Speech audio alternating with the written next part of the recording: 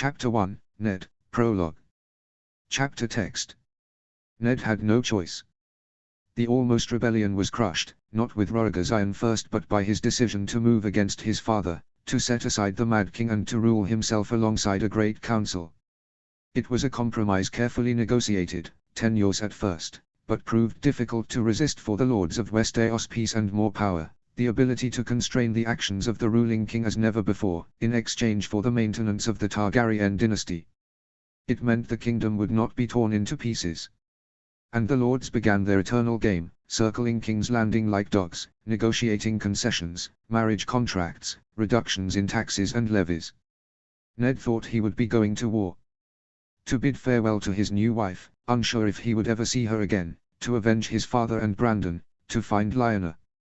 He had prepared for it, made his peace with it in front of his gods in Riverrun. To see Lyanna at the prince's side, her belly swollen, vowing to the council that she had chosen to leave, that was not something he could not have prepared for. In his dark, unkind, selfish moments, he thought battle and death or exile would have been a mercy to this peace. It may have helped him to forget. He could have gone to the free cities with Cat and Robb, started a new life for himself there. Perhaps then he could forget the way Lyanna had clutched at his arm when they were alone, screaming from grief for Brandon and their father. It was a dark day when he left her in King's Landing, to walk in those same hallways where Brandon had been dragged, enraged, to sit in the room where he choked, where their father burned. For months or years, until when? Until the new king tired of her. He felt as though he gave up a part of himself that day, and knew his sister had lost more than just a part. The spaces inside his soul he thought were ruined forever were wrenched open once again with the arrival of Raven and a letter, marked with the dragon seal. Chapter 2, Daenerys I. Notes. Warning, sexual references, but no explicit descriptions. See the end of the chapter for more notes. Chapter Text. Daenerys had grown accustomed to being left behind. Her mother perhaps had been the only one who had not left by choice. It was difficult for Daenerys to grieve over someone she had never known save the stories of others, but as a child she felt that loss nonetheless. Though over the years she had grown out of this habit, in her childhood she often lay in bed, imagining what her life may have been like were her mother still alive. She could not distinguish whether they were Viserys' fantasies or hers, but in these daydreams she imagined herself in King's Landing, making her way to the room where she knew her mother would be waiting. In those daydreams she imagined herself to be more beautiful, older, more certain, and most of all more cared for. She had perfected these images in her mind, to the way her hair was styled, the way the sun shone, the faces of the courtiers, but she always stopped at her mother's door. It was enough to be there, standing in front of it. Her imagination was not vast enough to imagine who lay beyond, her mother's form and face, the timbre of her voice. When she was a child, her trips to King's Landing from Dragonstone had been more frequent.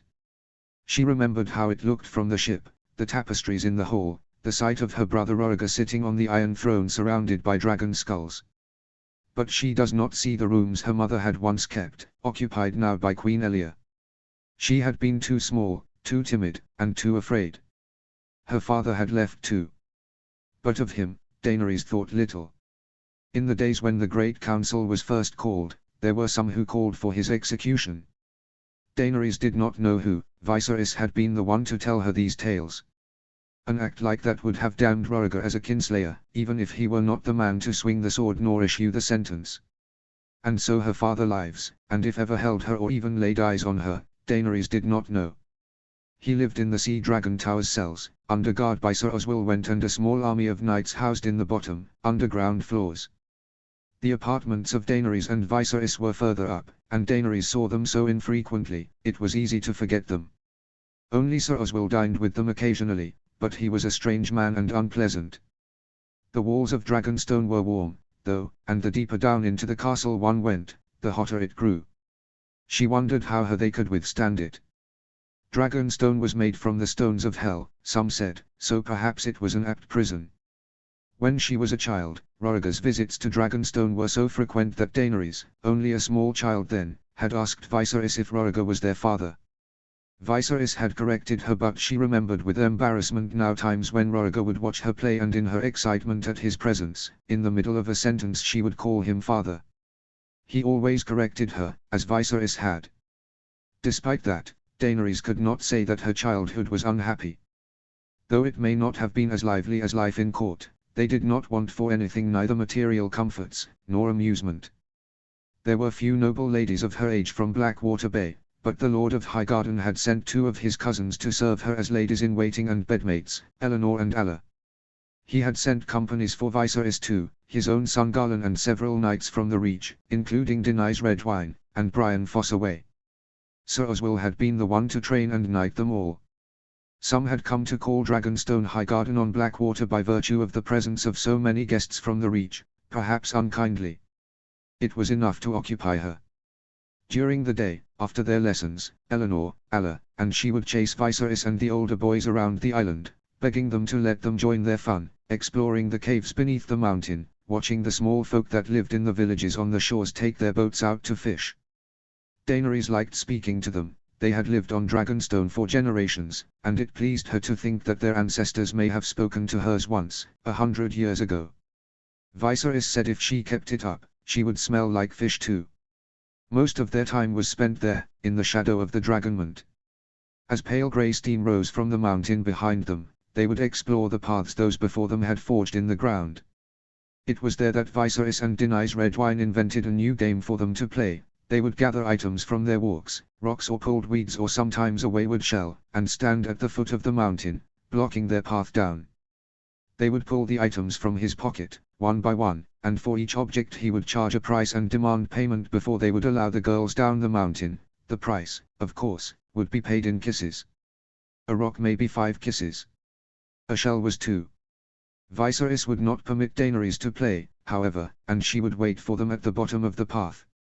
Other times, Daenerys would not be allowed to join at all, and Viserys and the other men would explore the mountain alone, come back with stories of secret paths and tunnels they had found. As they grew older, no more kissing games were played. Daenerys thinks it is when Eleanor flowers, the first of them, and after that it is as though a veil is pulled between them and the rest of the household. There are no more adventures. When she was alone with Eleanor and Alla, however, she could do as she wished. To please Septa Lyra, an old woman who had first come to Dragonstone before Rhaenys' birth, Daenerys would play the lute, or less proficiently the woodharp, and they would sing to one another, particularly in the days when it was too wet or too cold to be outside. Other times, they would spend hours writing stories and days afterwards painting miniatures to accompany them. As children, they preferred stories of faraway places across the narrow sea. They drew strange men and creatures, imagined what the flowers there might look like, what one might encounter on a walk. When they grew older, dashing princes made their way into the stories, and fearsome monsters and dangerous outlaws. They frightened each other with stories of a ghost of an old man who walked the halls of Dragonstone at night when the moon was high, insisting to one another that they had seen him. When Daenerys flowered at 13, visitors began to arrive, keeping the castle busy and humming. Lord Mace Tyrell was the first to arrive, bringing with him gifts and his heir, Sir Willers. Though he was 12 years older than her, he was courteous, filling the stilted silences in their conversation with stories of his sister and their life in Highgarden. He had promised he would come back, but then his sister Margaery was betrothed to Prince Aegon, and she never saw Sir Willers again. They had secured a much bigger prize. After that comes a retinue from Dorne. Prince Quentyn Martell arrives with Sir Cletus Urenwood and several Dornish knights. They spend a month on Dragonstone, hawking and taking pleasure cruises when the weather was fair, and she continued to exchange letters with the prince after his departure, even though in the end it was Viserys and Princess Arianne whose marriage would be arranged. Her suitors were replaced instead by visits from the grim Lord Jon Arryn. He brought nothing with him and asked questions of her and Viserys instead, of their education, the lessons they were learning, and worst of all watched them as they spoke to the servants, or to one another. He visited Sir Oswell as well. Daenerys had seen them emerge from the tower together. Jon Arryn's visit had perturbed Viserys so much that from then on, whenever they received word he was coming, they would prepare as though for battle, taking more care with how they dressed, elegant but not ostentatious, the food that was served, the rooms he was given. Viserys was paranoid, suspecting some plot, and while Daenerys knew her brother well enough not to believe in his suspicions, she noticed too how Lord Arryn seemed to be searching for something in them. And so she measured her words carefully in his presence, erred on the side of silence when she was uncertain, though it likely made her seem shy and sullen. After a while, even Jonarin did not return. That was a summer of many losses. Daenerys was suddenly without friends. Eleanor was finally to be married to Alan Ambrose, and left with her cousin to prepare for her wedding. Daenerys had gone so far as to write to Rhaegar to ask if she might join them, a rare favor asked and quickly declined. The knights who had been Viserys' friends left as well, back to their own homes, to claim brides or inheritances. The castle seemed to empty of everything Daenerys had known and loved, and fill suddenly with servants unfamiliar to her, who prepared the apartments in the Stone Drum, unused since Rhaegar was prince. Day to day, more ships arrived, filled with new furnishings, fine cloths, Dornish wines and silks. And Daenerys understood, even before the arrival of the letter from King's Landing, that Aegon would be marrying his Tyrell bride soon and take his place as Prince of Dragonstone. Though her daydreams comforted her as a child, Daenerys was too much a woman now to imagine she would stay at Dragonstone forever. When she had seen Aegon last, he was a quiet boy of 8, and though she remembered him to be gentle and courteous, Dragonstone was his birthright and his alone. She would leave too, one day, as everyone else had, though she could not imagine where to, and the only person left here from her past would be her father, somewhere in the bowels of Sea Dragon Tower. However, there was another who would leave her first. Viserys has her meet him on the shore in the morning, early enough that she can see the fishermen's boats dotting the horizon.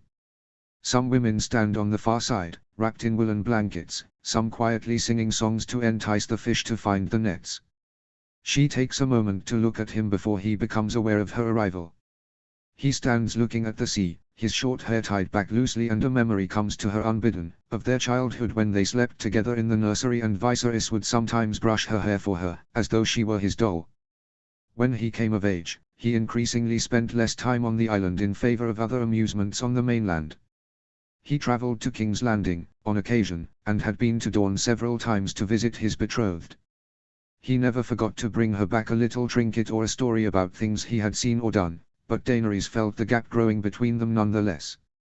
Now, she could see him as he was, a man at 27 who would live most of his life beyond this island, who would have a life she would from now on only ever be a small part of. He turned around, smiling. "How are you this morning?" she asked. "Well." His eyes were tired, unaccustomed as he was to waking this early. "Come along, it will be a long walk." They walked side by side along the dockside streets. It was early still, and there were no children out to wave to them as usual, nor women selling their goods.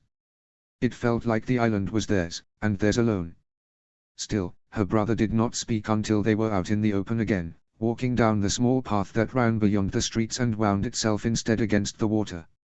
If they followed it for a few miles, it would lead them Dragonstone's southern port, or they could break off from it, as they had done in their youth, and up to the stony wildness of the mountain itself. Viserys took the second path. He looked at her as though measuring her before finally speaking. "I am leaving soon. You know this, do you not?"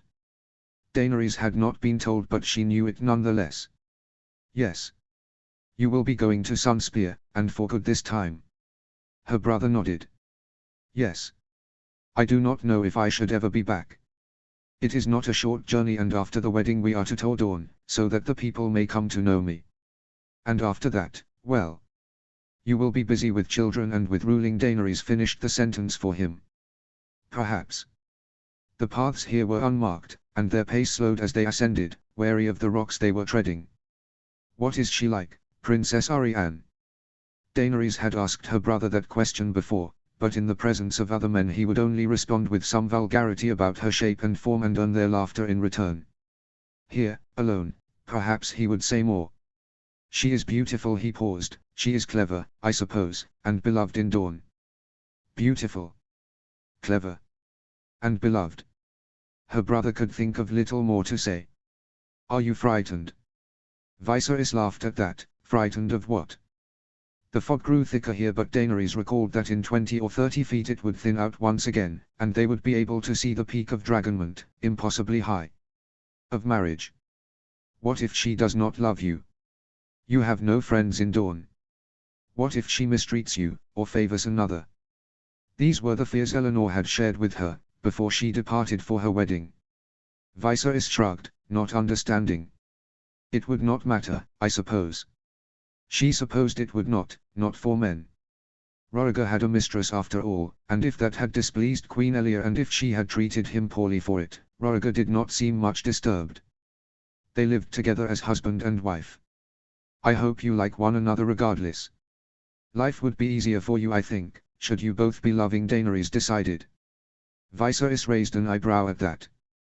Dany, you ought to grow up, and soon. Sometimes you speak as though you were still 10, your head in a storybook. What would you have me say to you instead on the eve of your marriage? She asked. That you hope we have many sons, that she will always be faithful and obedient. That you will not throttle each other. Dany added.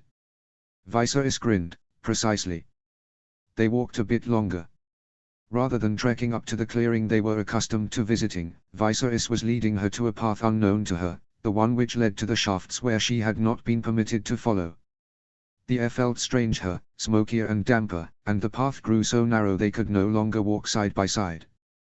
The ground beneath them was steep, and Daenerys imagined that if she were to fall, she would slide all the way down to the sea. King's Landing is to your right, Viserys explained, pointing at the horizon. All of it is our land. Ours still. Somewhere across the sea, Roriger sat in the Iron Throne, listening to petitioners perhaps or giving counsel. They rounded the corner and began to descend towards the shafts.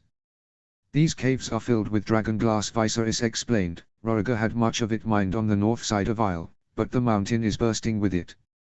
Most of it is in blocks deep inside, but some of it has been worn down and split into smaller pieces. Watch where you step, it is sharp enough to go through your boot. Every man and child on the island knew of the shiny, slick glass. Daenerys had been taught that there were 4 dragon glass candles from Valyria in the citadel still, and that acolytes of the citadel would stand vigil over them in darkness unless they were able to light them. What else did you find here, when you would come with the others? Little else. The shafts on the bottom are too hot to enter. But if you look inside, it leads to the heart of the mountain. Do you want to see? He was already heading down, and Daenerys scrambled to follow. Nothing here resembled a path, and at times they had to hold hands to steady each other as they descended so as not to slide on the rocks.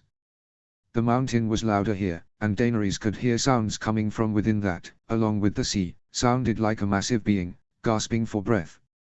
Viserys found his footing first, and helped Daenerys up. The ground under her feet was warm here and a light emerged from the nearest shaft, like the flicker of 1,000 flames from somewhere deep inside. You may look inside, Viserys explained, but only for a moment. The caverns are deep. Garland and I would throw stones down here, but we never heard them hit any bottom. How they could hear anything down here, Daenerys did not know. As she stood in front of the cavern, she heard nothing except for that sound of that gasping. Viserys shouted over it, "Do not step inside, the ground is too hot." At first, Daenerys could see nothing, only the light.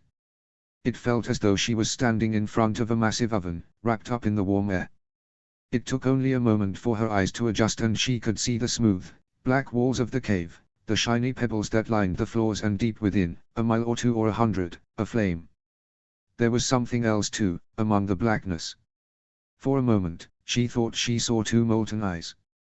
Viserys' voice broke the spell. "Come on." He led them up again, and it felt harder now to move away than it had to be clamber down, to get closer. Daenerys tried not to look behind her, but when they finally found the path again, she could not help it. There was nothing, only rocks and the sea. Viserys was quiet, too, as they walked, but he looked at her every once and while from the corner of his eye. "I have news," he said, when the path widened enough that they could walk side by side once again. "But I do not know how you will take it." "Is that why you brought me here?" "Yes," he admitted. "You begged me often when you were young and I sent you away often, sometimes cruelly. I suppose it was pricking my conscience." He smiled wickedly at the admission. "But most of all, I wished to speak to you away from the eyes and ears of the servants. And to cheer you. I am not in the mood for tears or fits." They stopped now, facing the sea. "Roriger will write to you soon. He will ask you to travel to Riverrun, to aid Rhaenys when she gives birth to her child." He spoke haltingly. This hesitation was uncharacteristic of her brother. "He spoke to me of it in his last letter." "That was not all." What else? Daenerys asked. I am not to come back, is that so? Viserys was easy to read at times. Yes. He admitted, Rhaegar wrote to me only so that I might ensure certain matters are prepared. What sorts of matters? Your dowry, for one. Viserys frowned, suddenly defensive. Do not look at me like a wounded doe. Marriage. Daenerys braced herself for the fear, or panic. Or anything. She felt stunned, and felt ashamed for it. She was a woman grown. Her mother had only been 13 when she wed. She could not stay on Dragonstone forever. Rhaenys had been married for a year. Aegon was preparing to wed Margaery Tyrell. Viserys' princess bride awaited him in Dorne. Daenerys squirreled her misgivings away in the back of her mind where she could tend to them later. To who? She asked. The nephew of Rhaegar's whore. The heir to Winterfell. He will be there, at Riverrun. You will travel together. Oh. She did not know what to say. What shall I do? Shall I write to him? Viserys frowned. Why would you do such a thing? Because, Viserys was losing his patience already. So that, we might know each other. What is there for you two to discuss? Perchance he does not know how to read. He snorted. You should expect nothing more than a savage. I heard they keep wild wolves as pets and feed their enemies to them in the winters. And they put that whore in Rhaegar's bed. I do not suppose that leaves them much time for noble pursuits. Daenerys had heard all of this before. That Lyanna Stark was a witch, that if she were ever to meet her she should not drink or eat anything from her hands. Eleanor and Alla had loved to make up such tales. Once they said she bathed in the blood of maidens to stay young, but Daenerys told them that was Shrasister. Is this what Rhaegar would have you tell me? Daenerys asked. No, I am telling you what Rhaegar cannot say. Your life will not be as it is here. I have been too lenient with you. I have indulged you. He pointed to the horizon again and he spoke more quickly now, his voice hoarse. Everyone will be watching you. There are those still who think Rhaegar should not be king, that we are not fit to rule. Never mind the fact that Westeros was little more than a hovel fought over by barbarians before we arrived. You must be perfect, do you understand? You must trust no one, and give them no cause to doubt us. We may be forced to mingle our blood with that of lesser men, but ours is the king's blood, the golden blood of old Valyria. Do you understand? Yes, she replied. She hated whenever Viserys was in one of his paranoid moods, seeing assassins in every corner, and found it best to end the conversation quickly. But then she thought of Jon Arryn, and his looks, and wondered what the old man hoped to find. Her brother stood quietly, calming himself. When he began to speak again, that terrible look was gone from his eyes. Hear this, you must be like a holy creature to your husband. They must be made to remember, all of them, that we are not made of the same stock. That it is our place to rule and theirs to kneel. You must make them grateful to be permitted to even gaze upon you. Daenerys would have laughed at that, had Viserys not looked so grim. She knew what was expected of her in a marriage bed, but no one had told her she would be expected to make her husband grateful. Thank you, Daenerys said instead. I will heed your advice. Do not frown so, Sister Viserys said, smile. This is your last day of childhood. 2 weeks later, Viserys was gone and Daenerys received a letter from Rhaegar in his place. He ordered her presence at Riverrun and wrote to her a little of Robb Stark. Rhaegar had seen him 2 years past on a visit to the north and wrote he was of age with her, courteous, and well-mannered. He wrote to Robb Stark was fast friends with his bastard son Jon and that her nephew would be meeting her at the harbour of Maidenpool and escorting her for the remainder of her journey so she might learn of her intended. It struck Daenerys as little more than strange. Rhaegar had never spoken to her of his bastard, and she had never met him. Even his name was strange to her. Jon. She remembered there was a story behind that too, that Rhaegar had wanted to give him a Targaryen name and had been overruled by his mistress. It made her think of Lord Arryn and his wrinkled skin and shaking hands. Where her brother's bastard son lived or what company he kept, Daenerys knew little. She did not trouble herself much with it, in the days and weeks after Viserys' departure when she started preparing for her own. She did not even think of Viserys much, and though she missed his company she was glad he was not here to tell her more terrifying tales of the future which awaited her. And she tried not to think of her future husband. Her scepter had little to say beyond instructions for the marriage bed. Men were driven by different needs. Her husband may come to her as often as he wishes and she must never refuse him, but that she must remain ladylike, not give herself over too wantonly. Daenerys thought instead of the thing she thought she had seen living within the mountain. That felt within reach, a mystery she could solve, something solid to put her hands on. Daenerys did not know why it preoccupied her so, only that since she saw it she had been troubled. She slept fitfully. And on that last night, when all was prepared and she was to leave it for good on the morn, she dreamt.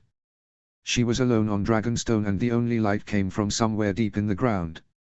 She was a young child, and though she walked barefoot and her feet stained the ground with blood, she could not stop.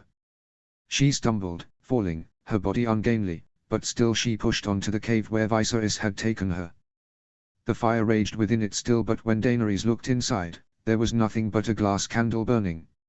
She turned away, doubted herself, and looked back over the shoulder where a dragon stood, watching her still. Daenerys woke shaking. After weeks of sleepless nights, it was almost a relief, then, to leave. When her boat pulls out of the port and they sail towards the horizon, Daenerys, finally, does not look back. Notes. A few notes. I intended to have this chapter be much longer to cover Daenerys and Jon's first meeting, but I spent more time than I thought writing and rewriting it, and I would like to commit to weekly updates. One of the things which drew me to Daenerys as a character when I first read GOT was how she could see through certain characters' motives when Viserys could not, such as Illyrio, for example. And yet, although she is extremely perceptive, there are many stories about her own family which she does not reflect upon. I know that's partially a writing device, so she has to reckon with all of these things later on. I wanted to recreate that dynamic here, where things aren't necessarily lining up but she also just doesn't have the information to piece it together. Chapter 3, Daenerys 2. Summary. The royal party travels to Riverrun. Notes. See the end of the chapter for notes. Chapter text. Her nephew awaited her in Maidenpool. The journey from Dragonstone was swift, carrying both Daenerys and her dowry to the Riverlands in half a day. She sailed on one of the smaller longships of the royal fleet, flanked by 4 larger ones which Lord Montfort Valerian, Lord of the Tides and Master of the Ships. The Valerius and Targaryens were kin, so it had been a comfort to sail with him, and he had brought with him servants from Driftmark and his wife, their Valerian cousin Rhaenyra, to serve her for the journey. They carried with them a fortune. Her ship was to land briefly in Maidenpool for her to disembark while the others waited at sea, after which Lord Valerian was to sail out to join them and all 5 boats would journey to White Harbour, and then the knights would travel on horseback to Winterfell. Each boat carried within it part of her dowry. To the Starks, she would give her jewels, pearls, fabrics, and a payment of 200,000 golden dragons, half of which would be provided in a single payment by her brother, Rhaegar, and the other half paid by her nephew Aegon, in his authority as Prince of Dragonstone and future king, in 12 yearly installments. The terms would be announced publicly at her wedding in Winterfell, and Viserys had insisted she learn them so she may always remember her worth, and her rights. As her dower, the Starks promised to secure her maintenance in Winterfell, including her clothes, her rooms, her ladies-in-waiting and her servants, as well as a single payment of 40,000 golden dragons. Additionally, the crown would be given an additional 10th of the custom taxes paid to Winterfell from trade in White Harbour. The king and Lord Stark had haggled over her like fishwives. The king's income from White Harbour would be in perpetuity, even if Daenerys were to die without producing a male heir. In that case, the Starks would be permitted to retain 50,000 golden dragons from her dowry and return the rest to crown. If Robb Stark were to die first without producing a male heir, the Starks were obliged to offer to arrange a marriage between Daenerys and the next heir to Winterfell. If he were still unwed, the king retained the right to approve or refuse such a match. If the next heir was already wed, or the king declined the match, the Starks were obliged to continue to pay Daenerys maintenance for an additional year and would retain only 40,000 golden dragons from her dowry. In either case, Daenerys' jewels would be returned to her and any presents given to her by her husband, notwithstanding any heirlooms of House Stark. Daenerys was glad at least to know she worth more alive than dead. It was a cold, wet day, and her honor guard looked grim standing at a distance, with wilting Targaryen banners. There were at least 40 knights, led by Sir Arthur Dayne and Sir Barristan Selmy, the Lord Commander. Her heart leapt at the sight of Rhaegar at the lead, crowned and richly dressed. A white beast walked among them, an animal larger than any dog she has ever seen, close to the size of a newborn foal, and yet no one seemed to notice or react to its presence. It was a terror unseen, pacing as though it had been kept waiting too long. A man's voice cut through her fear. He stood further back, out of sight at first, but stepped out from the rear and called out, "Ghost, to me." The beast obeyed. When she reached her brother, Daenerys knelt in front of him. "I thank you humbly, your grace, for honoring me so. I pray I have not kept you waiting for long." She turned to look at each of the Kingsguard knights, who bowed in turn. "Sirs, I am most grateful to have you both as travel companions." "It is our honor," Princess Sir Barristan responded. Rhaegar smiled, slightly. Her brother had aged since she last saw him. There were wrinkles, where there were none before, around the edges of his eyes, and he seemed thinner. "Rise, sister, and let me embrace you." She obeyed, took his hand, and let her brother wrap his arms around her. It was a rare thing for her, to be held so. Viserys was who she ran to as a child, with her smiles and tears, but as they grew older he told her it was unseemly to hang over him the way she did, that they were being watched, always watched, and that had been the end of it. Rhaegar was here now, but he would soon be gone, and she wondered when she would be held so again. He pulled away, and placed a hand on her cheek. "You have grown into a beauty, Daenerys. It will bring your betrothed pleasure to look upon you. It pleases me to look upon yours, brother. I had not thought to find you here. I had not thought to be here. But there are some matters I must settle," he replied. "The road is long before us. We will ride hard to make camp by nightfall." She hesitated. "I am not a very able rider," Daenerys admitted. The trails on Dragonstone were well worn, and the longest of them was no more than a 4-hour ride. She had thought she would be traveling by wheelhouse now. "You will learn. There is not much opportunity for it on Dragonstone, I know, but the north is more than a third of my kingdom. When you are Lady of Winterfell, you will have need to travel often by horse." Her brother put his hand on her shoulder. "Come, I have a present for you which I hope will carry you safely on many journeys." Rhaegar turned around, and with a gesture of his hand, his knights part, clearing a path for them to walk through. They bowed as Rhaegar and Daenerys walked between them, and their successive motions were so graceful, it was something like skipping rocks on the still surface of a lake. Sir Arthur and Sir Barristan followed behind. At the end, the man in black and his white beast awaited them. He was young, she saw him better now, tall and slender, clean-shaven with short dark hair and black eyes. Daenerys could not decide if he was handsome or not, but she thought he might be, if only he would smile. Rhaegar stopped them in front of him. To her surprise, her brother reached out and briefly placed his hand on the white animal's head as though in greeting. The creature did not react. Then, he too a step towards the man. "This is my son," Rhaegar simply said. It was said that bastards were born out of lust, lies, and weakness. Rhaegar was not weak, nor was he a liar, and his son may have been born of lust, but all men had such desires. Besides, Daenerys reminded herself, bastards could be heroes too. Oris Baratheon was base-born half-brother to Aegon the Conqueror, and he slew the last Storm King, and another bastard, Sir Addison Hill, was Lord Commander of the Kingsguard. But there were also the truly wicked, who were born to betrayal. Daenerys thought of Demon Blackfyr and Bitter Steel. Jon did not bow, did not so much as incline his head. He looked directly into her eyes, and as he looked at her, his beast did too, and its eyes were red. Daenerys thought suddenly of Brynden Rivers. Is that the sort of bastard her brother had made? "I have longed to meet you, nephew," Daenerys said instead. Though she did not wish to get nearer to his animal, she walked closer and greeted him as she would Rhaenys, with a kiss on each cheek. Jon stiffened, and when she pulled back he looked at his feet. "Thank you," was all he said. It was only with these two words that Daenerys saw Rhaegar in him. They had the same cadence in their voice, low-pitched and steady. Daenerys thought of the tale of the frog, transformed by a kiss into a prince. But Jon was no prince. His beast pushed his snout against her hand, as though to greet her in turn, and Daenerys could not help but flinch. He won't hurt you, John said. Ghost has never hurt anyone. Ghost is a direwolf, Roriger explained. He looked at the animal carefully.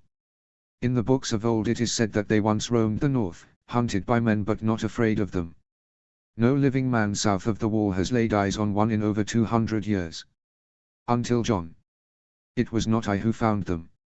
It was my cousin Rob. He saw them first, John said, quietly. Daenerys frowned in disbelief. There is more than one. There are 6. The blood of the dragon must not be afraid.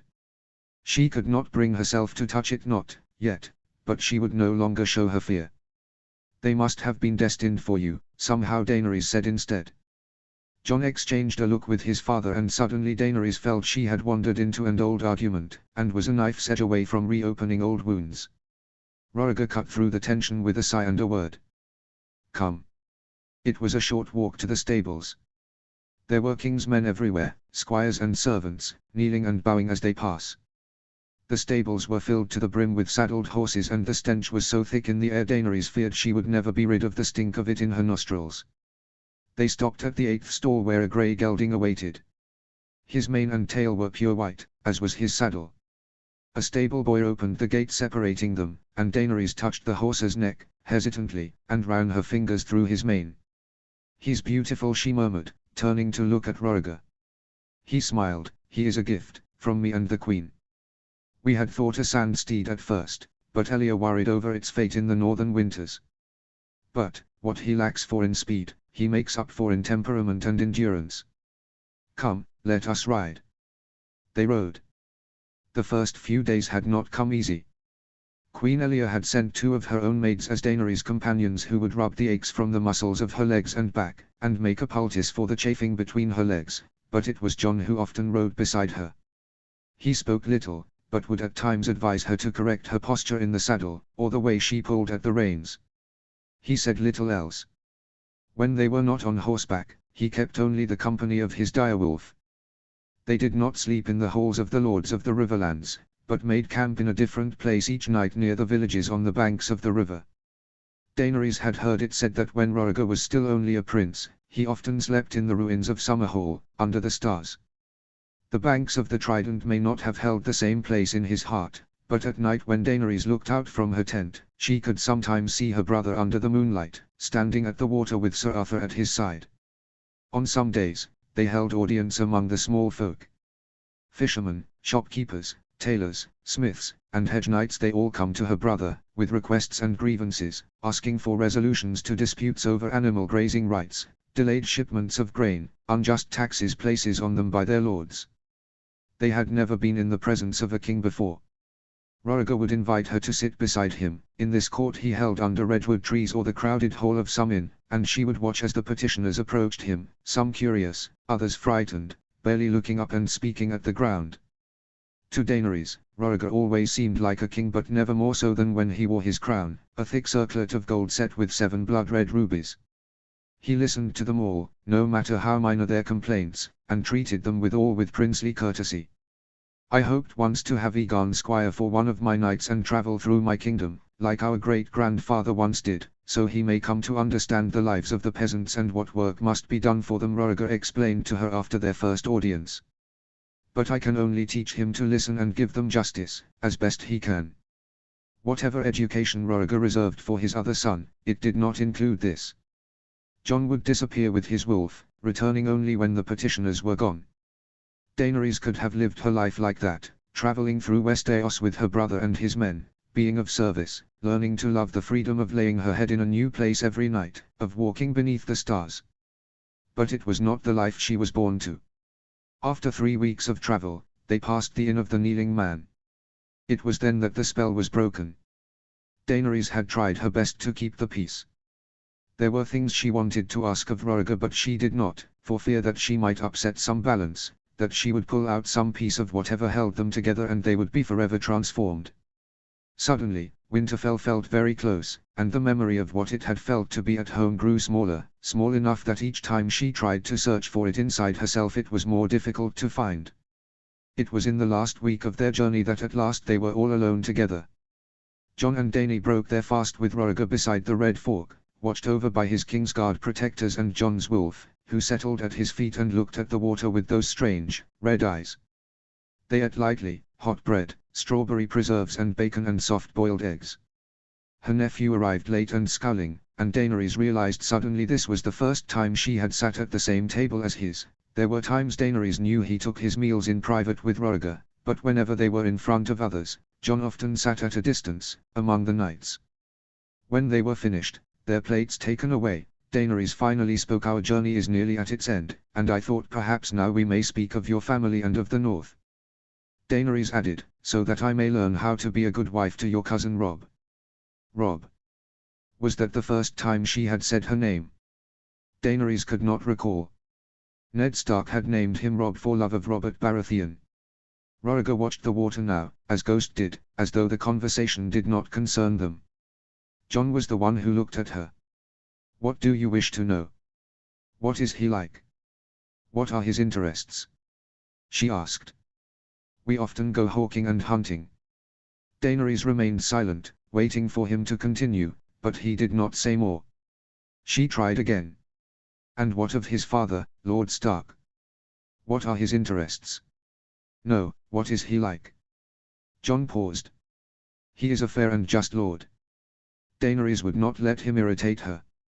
It is no matter, soon enough I will meet them and make my own judgments. She tried another strategy instead. Thank you for your instruction on my horse riding. You're a very able rider. Jon studied Daenerys for half a beat.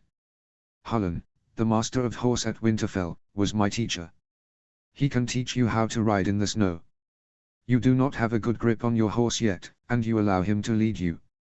Hullen can teach you how to listen to your horse's breathing so you know when he is too cold in the winter, and to ride with a lighter saddle. I've named him Rain. Rhaegar had given her the idea. It was the name of one of King Aegon's horses when he was a squire, given to him by the Lady of Coldmoat. The corner of Jon's mouth moved into something that resembled the start of a smile. Rhaegar glanced over at his son, who seemed to note his gaze and rendered his face neutral once again. You do not like the name? Daenerys asked, not understanding. Robb's wolf is Grey Wind. Oh. Rain and Grey Wind. I suppose his wolf has grey fur. Yes. We both lack creative inspiration, it seems. Daenerys smiled. 1,000 questions raced to her mind, and yet each one threatened to too closely approach some truth that was best left unspoken. Daenerys followed her brother's lead, and watched the river instead. It was a half-hour, following the water as it sprung over the brown rocks, pebbles whisked up in it, before anyone stayed again. Sir Barristan, will you escort Jon back to camp? Rhaegar said, finally. I do not require an escort. Her nephew was on his feet quickly, as though relieved to be excused, his wolf following behind as he left. With a signal from Rhaegar's hand, Sir Barristan remained at his post. Daenerys was weary. She was weary of always feeling like she was at the precipice of something she did not understand. She was weary of her nephew, and talking to him or trying to. For all that Viserys was, or is, he did not turn inwards on himself so, whether he was angry or pleased, he would put it into words and action. Rhaegar was less knowable, but that was the way of kings. She wished, unkindly, that her husband would not be the same sort of man as Jon. Rhaegar, however, did not seem disturbed. He had a serving girl fetch him dates and a pot of mint tea, and pour them each a cup. Jon is to join the Night's Watch. His gaze was fixed now on a date in his hands, and the careful work of removing the pit. It will complicate things for you. The Night's Watch. Daenerys pitied her nephew, and though she knew him little still, she had learned enough of him to know that he would hate her for that pity. I did not know. He did not say. Rhaegar shifted in his seat, turning further away so his body faced the water and Daenerys could see only the side of his face. His uncle Benjen is first ranger and our great-uncle Aemon is there still, as maester. He will not be without family. It is a place where a man might serve with honor. She thought of Aemon. He might have been king, but he loved and feared for his brother so that he took the black. Was this why Jon would do this now? For love? Or had Rhaegar ordered it? Daenerys could not imagine her brother being so cruel. And yet. If some harm were to befall Egon before he had sons of his own, and Jon were not tied at penalty of death to his vows to live and die at the wall, what would Jon do? What would Viserys do? He will tell his uncle and his mother in his own time. I have asked him only to wait until you are wed, but there are few secrets among kin and they may learn of it sooner, Rhaegar explained. He had never spoken of Jon's mother in Daenerys' presence before. I advise you now, stamp out any inclination to involve yourself in his matters. Fix yourself on your marriage and your duty. I do not think it will be spoken of in your presence. And yet, I feel you must understand nonetheless. Understand what? That I heard. He turned to her now, finally, and Daenerys could see how every word pained him. And that you are the blood price which will settle my debts. Daenerys frowned. She wished. And she wondered. When her husband saw her, would he see the sister of the prince who dishonored his aunt, and sent her son to the freezing abyss? Or the daughter of the king who had murdered his grandfather and his uncle? That night, she dreamt of a godswood, of a man standing under a weirwood tree with his back to her. When she touched her shoulder, he turned around, and his eyes glowed red. They were pelted by rain for the rest of their journey. It was a bad omen, Daenerys decided, that her journey would begin and end with miserable weather. Their party had been in high spirits, looking forward to the warmth and comfort of castle walls, but now they rode each day in silence, wet and miserable, the rain nipping at their eyes. Daenerys did not dare complain. Rhaegar was single-minded, his intentions set on no longer delaying their arrival, and Jon's mood had further soured and he rode more often at the rear, out of sight. It cleared, at least, on the final day. Her maids took greater care to prepare her that morning. She wore one of her mother's tiaras, a golden circlet with a large oval-shaped diamond in the center enclosed by diamond festoons, and a gown of black. Daenerys understood now why her brother had eschewed a wheelbarrow, and it was not only a matter of speed. Atop her horse, riding side Isidel in her finery, she truly looked like a Targaryen princess, like one of the portraits in Dragonstone brought to life. Rhaegar had taken care to match her in black, and today wore the ornate crown of Inizai and Jaehaerys, of yellow gold inlaid with jade and pearl. The Tully banners lined the road to Riverrun. It was beautiful, not so large as Dragonstone perhaps, but light where Dragonstone was night, green where Dragonstone was only grey. It made her heart glad to know Rhaenys lived in a place like this, fertile and lush. Guardsmen wearing fish crest helms bowed as they rode in, and the heavy redwood doors were flung open before them. Daenerys did not allow herself a glance across the courtyard, she focused single-mindedly on steering her horse to the Tully grooms which stood waiting to take the reins. Rhaegar dismounted easily and as he assisted her, Jon rode into the yard with his wolf. It was Lord Edmure Tully who stepped forward first, auburn-haired and bearded, wearing a flowing blue and red cloak. "My king, your grace," he said, bowing, "Riverrun is yours." When he rose, Rhaegar placed a hand on his shoulder. "Pray tell me, how is my daughter?" Edmure smiled, and it was as though he smiled with his whole face, joy playing at the corners of his lips and eyes. "Maester Vimen says her confinement has gone well, as do the midwives Queen Elia sent. She is eager to see you all and has spoken of little else." He loves her, Daenerys thought, or something close to it. Rhaenys was the easiest to love out of all of them, though, how could he not? "I will go to her once our greetings are concluded. Come, Daenerys." It was Lord Stark next, clad in grey and black, and looking so very much like Jon. His greeting is not as effusive or glad, but he graced and bowed all the same. Lady Catelyn was warmer, beautiful with long auburn hair, and Daenerys remembered that she had been a stranger to the north too when she was a young bride. Just as quickly, she recalled that Lady Catelyn had been betrothed to Ned Stark's dead brother. Daenerys was grateful to the gods, not for the first nor last time, that when asked, Viserys had insisted she did not much resemble their father in appearance. Finally, she stood in front of Robb. He was clean-shaven and handsome, shorter than his uncle but broad-shouldered and straight-backed, with auburn curls and bright blue eyes. He did not shy away from her gaze, nor blush, but when he spoke, it seemed harder for him to meet her eyes. "My princess, I am pleased to meet you at last." The words sounded rehearsed, but Daenerys could not blame him for that. "As am I. I have looked forward eagerly to this day." The Starks had not brought all of their children with them, only Robb and their 2 daughters. It was his sister Sansa who seemed most delighted to meet her, a pretty girl who beamed as she curtsied, and told Daenerys how much she had prayed to the gods for another sister. The little one, Arya, was not as effusive but seemed restless, eager to explore the excitement in the yard heralded in by their arrival. It was Jon, however, whose arrival was transformative. He shook hands with Ned Stark, embraced Robb, and Arya practically jumped into his arms. Daenerys did not know what it was about that pricked at her, but she felt she had to turn away. When she looked at Rhaegar, she saw he had done the same. Notes. Thank you for reading. This chapter was painful to write. I really struggle with getting characters from point A to point B and I don't feel great about it, but I am so relieved to finally post it. I learned a lot about dowries from the following link.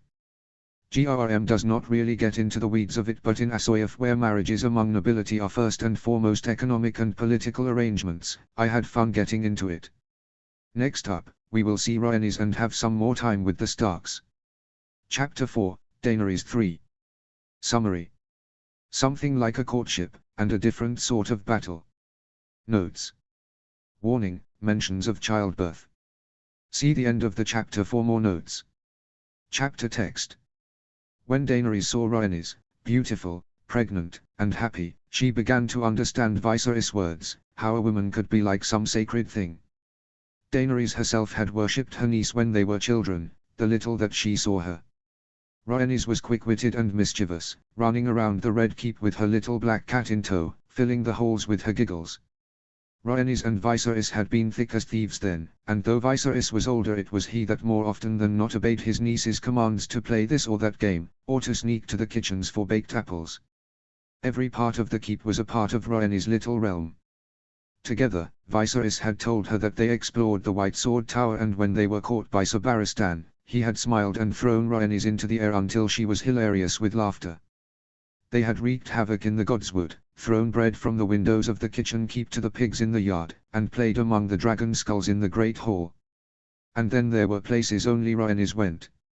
It was her, and only her, who was permitted to seek out her father in the council chamber, even when Rhaegar and the lords were in session, or in his private library.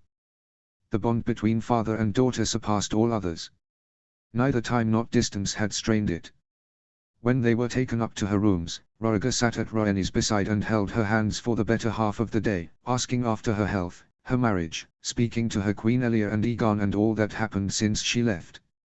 Even Jon had come with them to see her, and though he stayed but briefly, he gave her a beautiful, illustrated book of Princess Nymeria's adventures for her child, which he said he discovered in Old Town.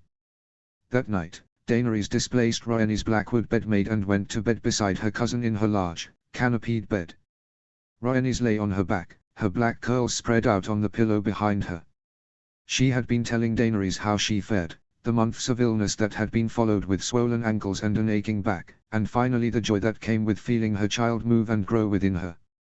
The best thing of all, Rhaenys said, is that no one dares say to refuse me any whim or desire. Did Lord Edmure often refuse you before you were pregnant? Rhaenys smiled. No, not often. He seemed the type to dote on his wife. When he had escorted them to see Rhaenys, Daenerys had seen how he had looked at her, the way he took her hand in his and lifted it to his mouth for a kiss. Her niece turned to face her now, and they looked at each other with identical violet eyes. "How was my brother on the journey?" she asked, her voice lowered. Daenerys hesitated. Hearing Rhaenys referring to Jon as her brother surprised her somehow. "He was courteous with me, and helped me at times with my horse when he did not have to. But he preferred his own company to mine, and that of his wolf." "Were you courteous with him?" "I was." "Has he said otherwise?" "No, you were in the room when I greeted him, he said nothing." Rhaenys shook her head. "I do find it queer that he is here." Daenerys rolled to her back to better hide her face. "I did not know he was in Old Town," Daenerys said instead. "For a few months," Rhaenys explained. "He wrote to me of it. He thought he might become a maester. But he is here now, so I suppose he decided otherwise." She paused. "He was in Dorne before that." Daenerys could not help but sit up at that. Dorne. What was there for him in Dorne? He was in Starfall for half a year. He trained with Sir Arthur to see if he might wish to join the Kingsguard. You did not know? Rhaenys asked. I think in the end, he did not wish to be anointed in a September nor make his knighthood vows to the Seven. Oh. The thought of that made Daenerys sad somehow. If he was not born on the wrong side of the blanket, he may have ruled a holdfast of his own one day, or served on Aegon's councils when he became king. Instead, he was left to seek out his own way in the world, and would spend all of his days alone. She was relieved at least to know now that the Night's Watch was not the freezing fate Rhaegar had forced on his son. It was a choice Jon made himself, out of several. Would it pain Rhaenys when she learned of it? Daenerys could see that she suspected it, and that she searched now for confirmation. Would she weep for him, when Jon finally said his goodbyes? Or would she be pleased to know that Aegon's future was more secure, even though it meant her other brother had none? She would visit him, she vowed, if Rhaegar or Rhaenys asked it of her. She did not know how he would welcome her, if it would even matter to him, but least he could not say they had abandoned him. Daenerys had her own troubles to think of now. How have you fared with the Starks? Daenerys asked. Have you had much chance to speak with them? Rhaenys sighed. Jon was still on her mind, it was clear enough. Catelyn Stark has always been gracious and brought with her lavish gifts for the babe. The girls are sweet and curious, not unlike I was at that age. They have 1,000,001 questions of the capital and Aegon and the Kingsguard. I do not suspect that I sated them, so you have that to look forward to. Rhaenys smiled. I spoke to Lord Stark and your intended only once. Edmure thinks highly of them both. Would he speak badly of them to you, if he thought ill of them? Daenerys countered. No, Rhaenys admitted, but I would sense it. He is not a good liar. Daenerys stared up at the ceiling. Edmure Tully's word did not mean much to her. At least he is young. And handsome. It is better than some old widower with a cold bed. Rhaenys offered, and Daenerys found it a feeble attempt. And rotting teeth. And cold feet. Daenerys had to smile. It is easy to make a husband love you, when he is young, Rhaenys continued, as though repeating some comfort an older woman had given her on the eve of her own wedding. You sound like Viserys. He said I must make him grateful. It was Rhaenys' turn to smile. Viserys knows little and less of what goes on in a marriage. It is love that a bride should pray for, not gratitude, but worship. You most of all, Dany. Do you think I am in need of love? Daenerys teased. Who is not in need of love? Though I speak of the deeds of my grandfather now, and my father. Deeds best not spoken of, Knight, Rhaenys replied. Come, I will give you a piece of courage for tomorrow. It is not good to start a marriage with fear and timidness.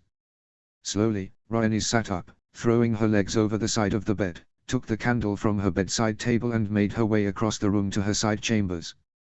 She was gone for only a moment, returning with a bundle in her hands. When she was back in bed, she unfurled it and within it lay the most beautiful things Daenerys had ever seen. It was a huge egg, so large that it took both of her hands to lift it. It is a stone, she thought, a precious shell covered in jewels or enamel.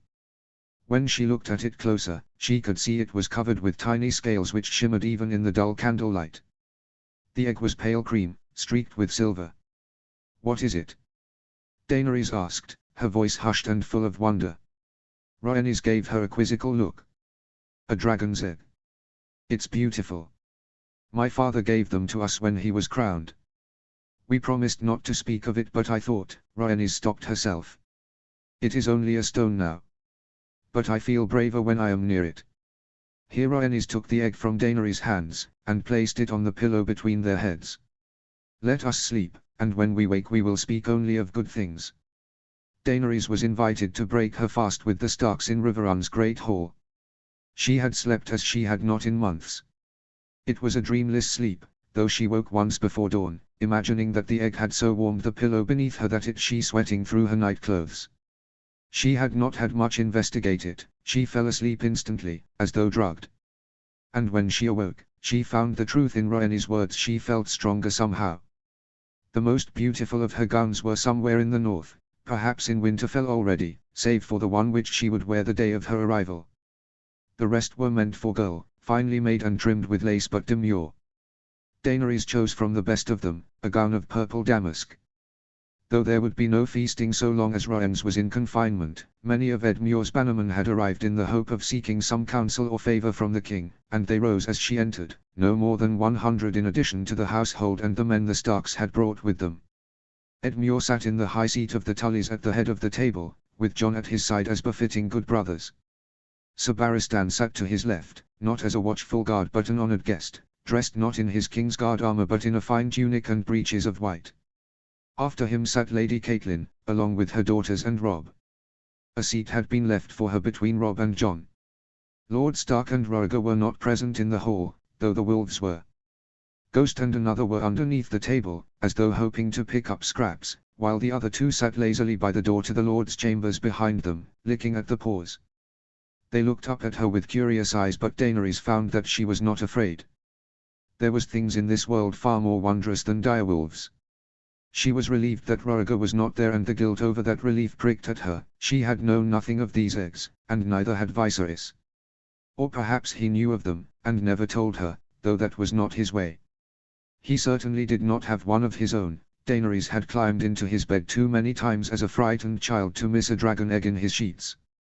They rose for her with greetings, sitting only when she had taken her place at the table, making sure not to step on Ghost's tail. If it ended her to Robb Stark that she was not afraid of his wolf, his face did not betray it, though Lady Catelyn and Sir Barristan had watched her carefully. Robb wore fine grey breeches, white doublet with a silver and black wolf's head brooch, and he had recently bathed, for his hair was still wet, brushed back from his face. His expression, however, was unreadable to her.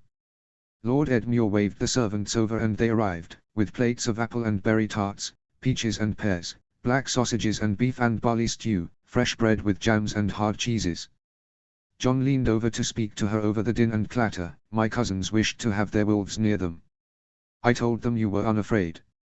Daenerys did not know her nephew well yet, but she believed he had done it as an act of kindness and not of cruelty.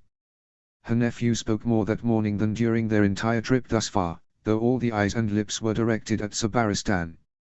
Sansa courteously told him that even in the north, singers praised his deeds, while Arya peppered him with questions of the tourney at Blackhaven when he had donned the armor of the Mystery Knight and jousted Prince Duncan. The men at the table were more interested in the War of the Ninepenny Kings and the Band of Nine. He answered all questions graciously, flattering the Tullys by insisting that it was Sir Brynden who truly distinguished himself during the war, though all knew it was Sir Barristan who struck down Maelys the Monstrous. No one asked about Sir Barristan's actions at Duskendale, how he had infiltrated the castle and rescued her father where an army at the gates could not. It was as though the knight's heroic deeds ended with her father's crowning. In inns and keeps, over flagons of ciders, men in the Seven Kingdoms debated who was the greatest living knight, Sir Barristan or Sir Arthur. Sir Arthur may have wielded Dorne, and though he was beloved by the small folk, Daenerys thought there was something melancholy about him. She could not have imagined him sitting at this table, kindly answering the questions of children, making them laugh. Somehow, in her mind's eye, Sir Arthur belonged always at Rhaegar's side, walking in the dark and lonely places of the world together. Daenerys had heard these stories before, and Jon likely had too, but there was a comfort to hearing them again and in not having to fill the silences herself. Robb grew animated speaking to the knight, jostling with Jon for a chance to be heard, asking whether Sir Barristan might watch them spar later on so he may advise them on their footwork and technique. He was as a little boy, in his enthusiasm and excitement. At least I am to wed a man who can laugh and smile, Daenerys thought, even if that happiness was not to be shared with her. Sir Barristan obliged every request. When Lady Catelyn politely invited him to Winterfell so that her son Bran might have the honor meeting him, he agreed and said he would seek the king's permission. He shared a look with Jon then, who shifted his attention to his breakfast plate instead. The mention of Winterfell seemed to have similarly changed Robb's mood. He grew more somber, once again, and finally turned to Daenerys.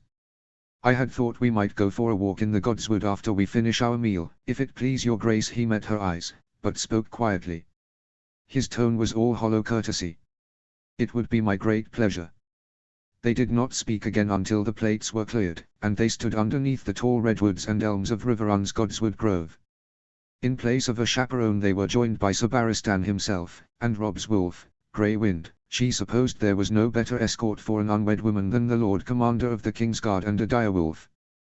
Grey Wind was leaner than Ghost, and his eyes were a less unsettling yellow rather than red. He was not nearly as quiet as Ghost. There were times when Daenerys could not even hear the White Wolf's breathing, but Grey Wind more closely resembled a normal wolf, though more massive and large and dangerous. My father built a September for my mother in Winterfell, Robb explained. They walked slowly, a few feet apart. Your Grace may pray there when you wish.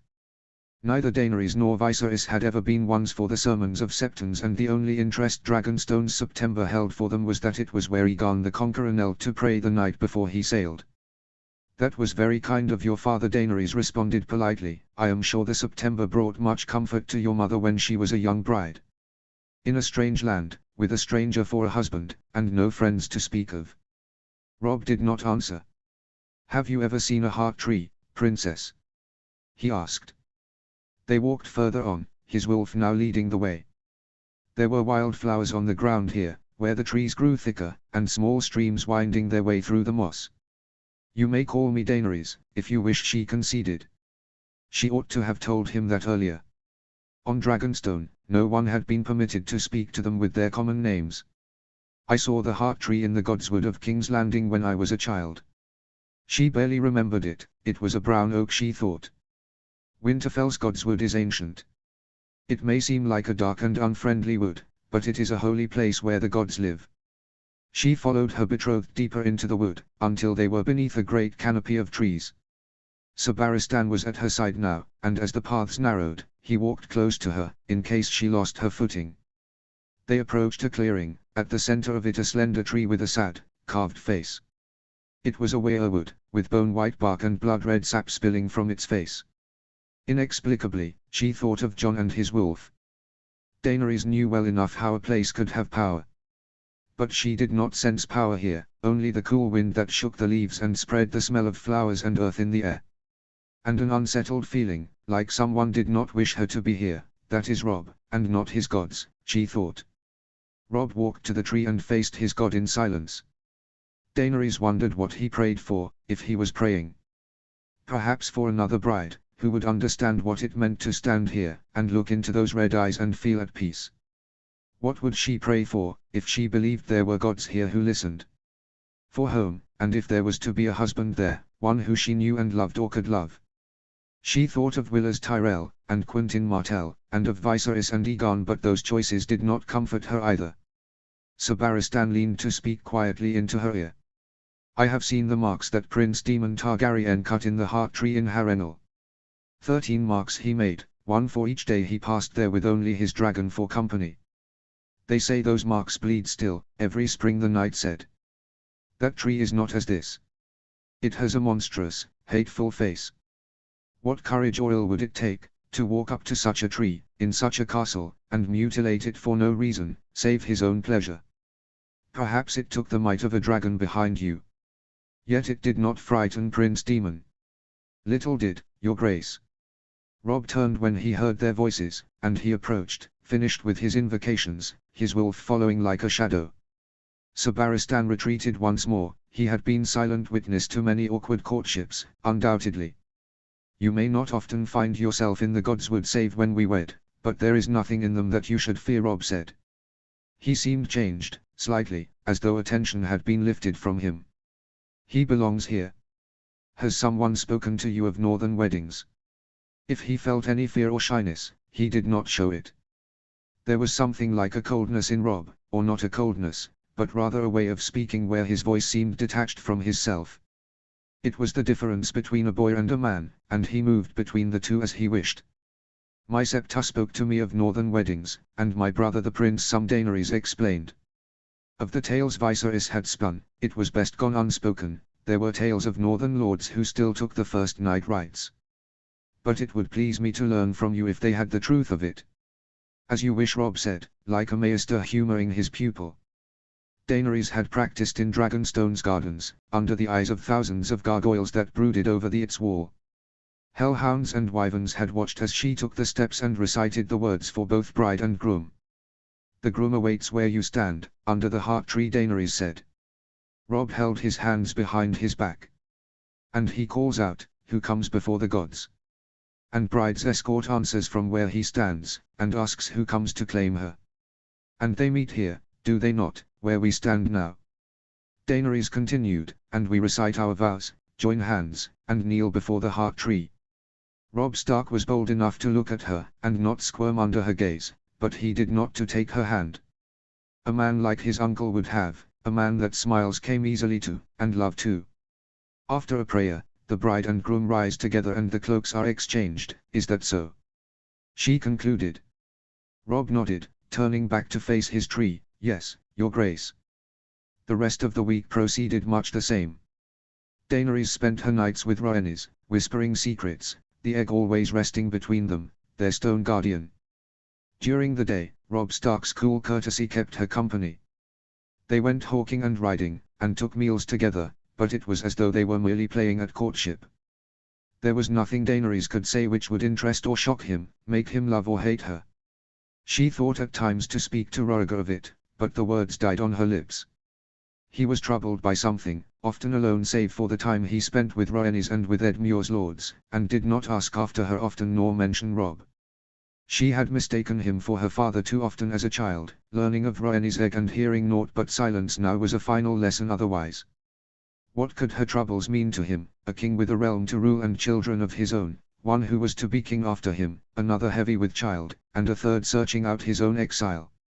Her trouble seemed all the more diminished when Rhaenys woke her at midnight one night, and asked her to send for the maester. Everything moved far too slowly after that. Daenerys waited in the antechamber alone, frightened in her nightgown, watching as the keep sprung to life. The maester was the first to arrive, and then the Dornish midwives, and maids going back and forth, in and out, carrying pails of water and bedsheets and towels. It felt like an age that she sat there, forgotten, watching the door to Rhaenys' chamber open and close, listening to the terrible sounds coming from within.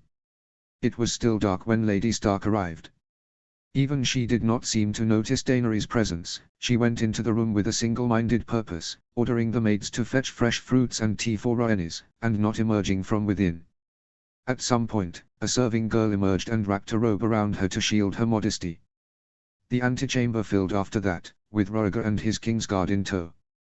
Her brother was dressed, though there was a frazzled look about him, as though he had been woken out of a deep sleep and still wandered somewhere between day and dreams. "Why are you here?" he asked, his brow furrowed. "A birthing room is not a place for a maiden." Daenerys opened her mouth to object, but found she did not have it in her. Perhaps it made her a coward, but she wanted to rest and be away from this room and the horrors that lay beyond. But she could not. She found herself thinking of her mother, who had kept silent vigil as she lay bought. In the end, it had not mattered. A strange expression passed over Rhaegar's face and he seemed to have forgotten his own words as soon as he uttered them, collapsing into the chair beside her.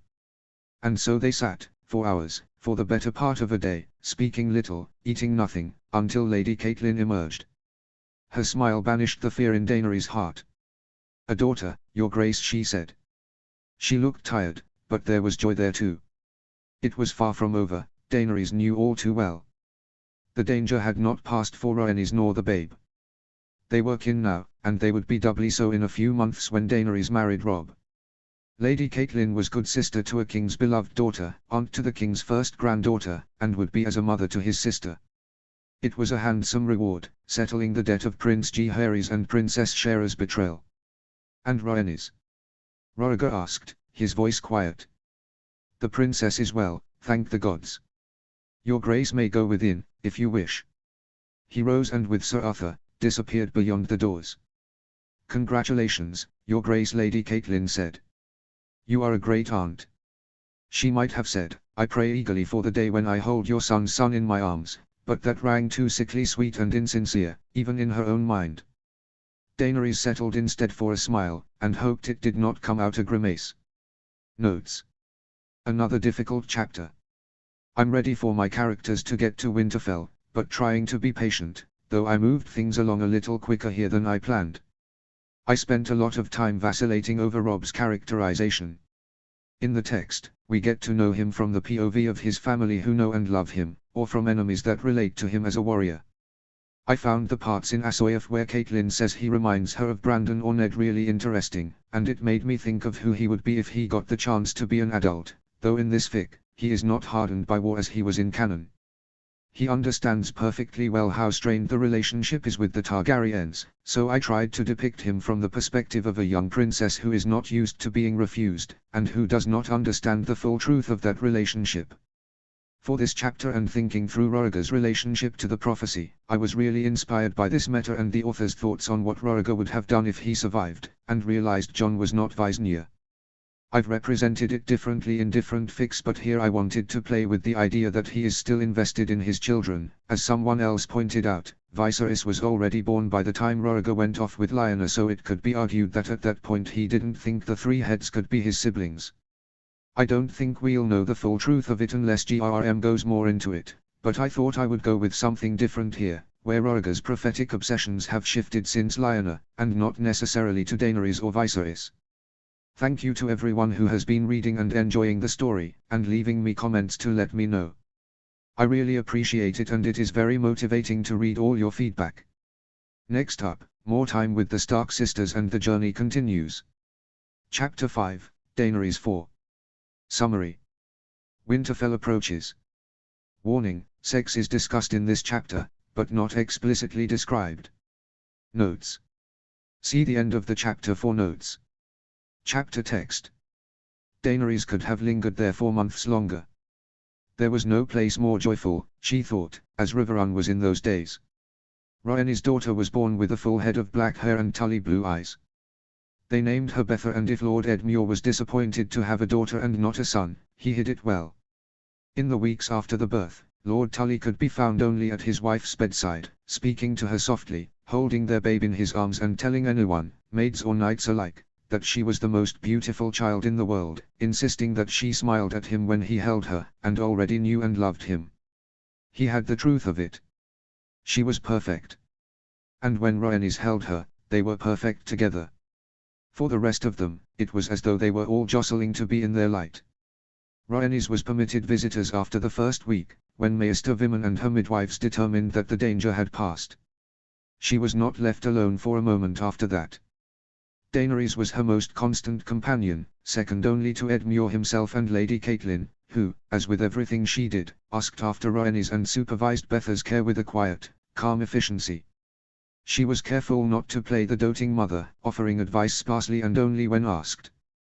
Rhaenys' own mother had departed King's Landing but would arrive when they were well on their journey on the King's Road, a careful negotiation to ensure the Queen would not be in the same castle as the King's bastard. She knew enough of the Starks now to understand what grievous harm it would be to send Jon away or to lower him to the status of a hedge knight, or worse.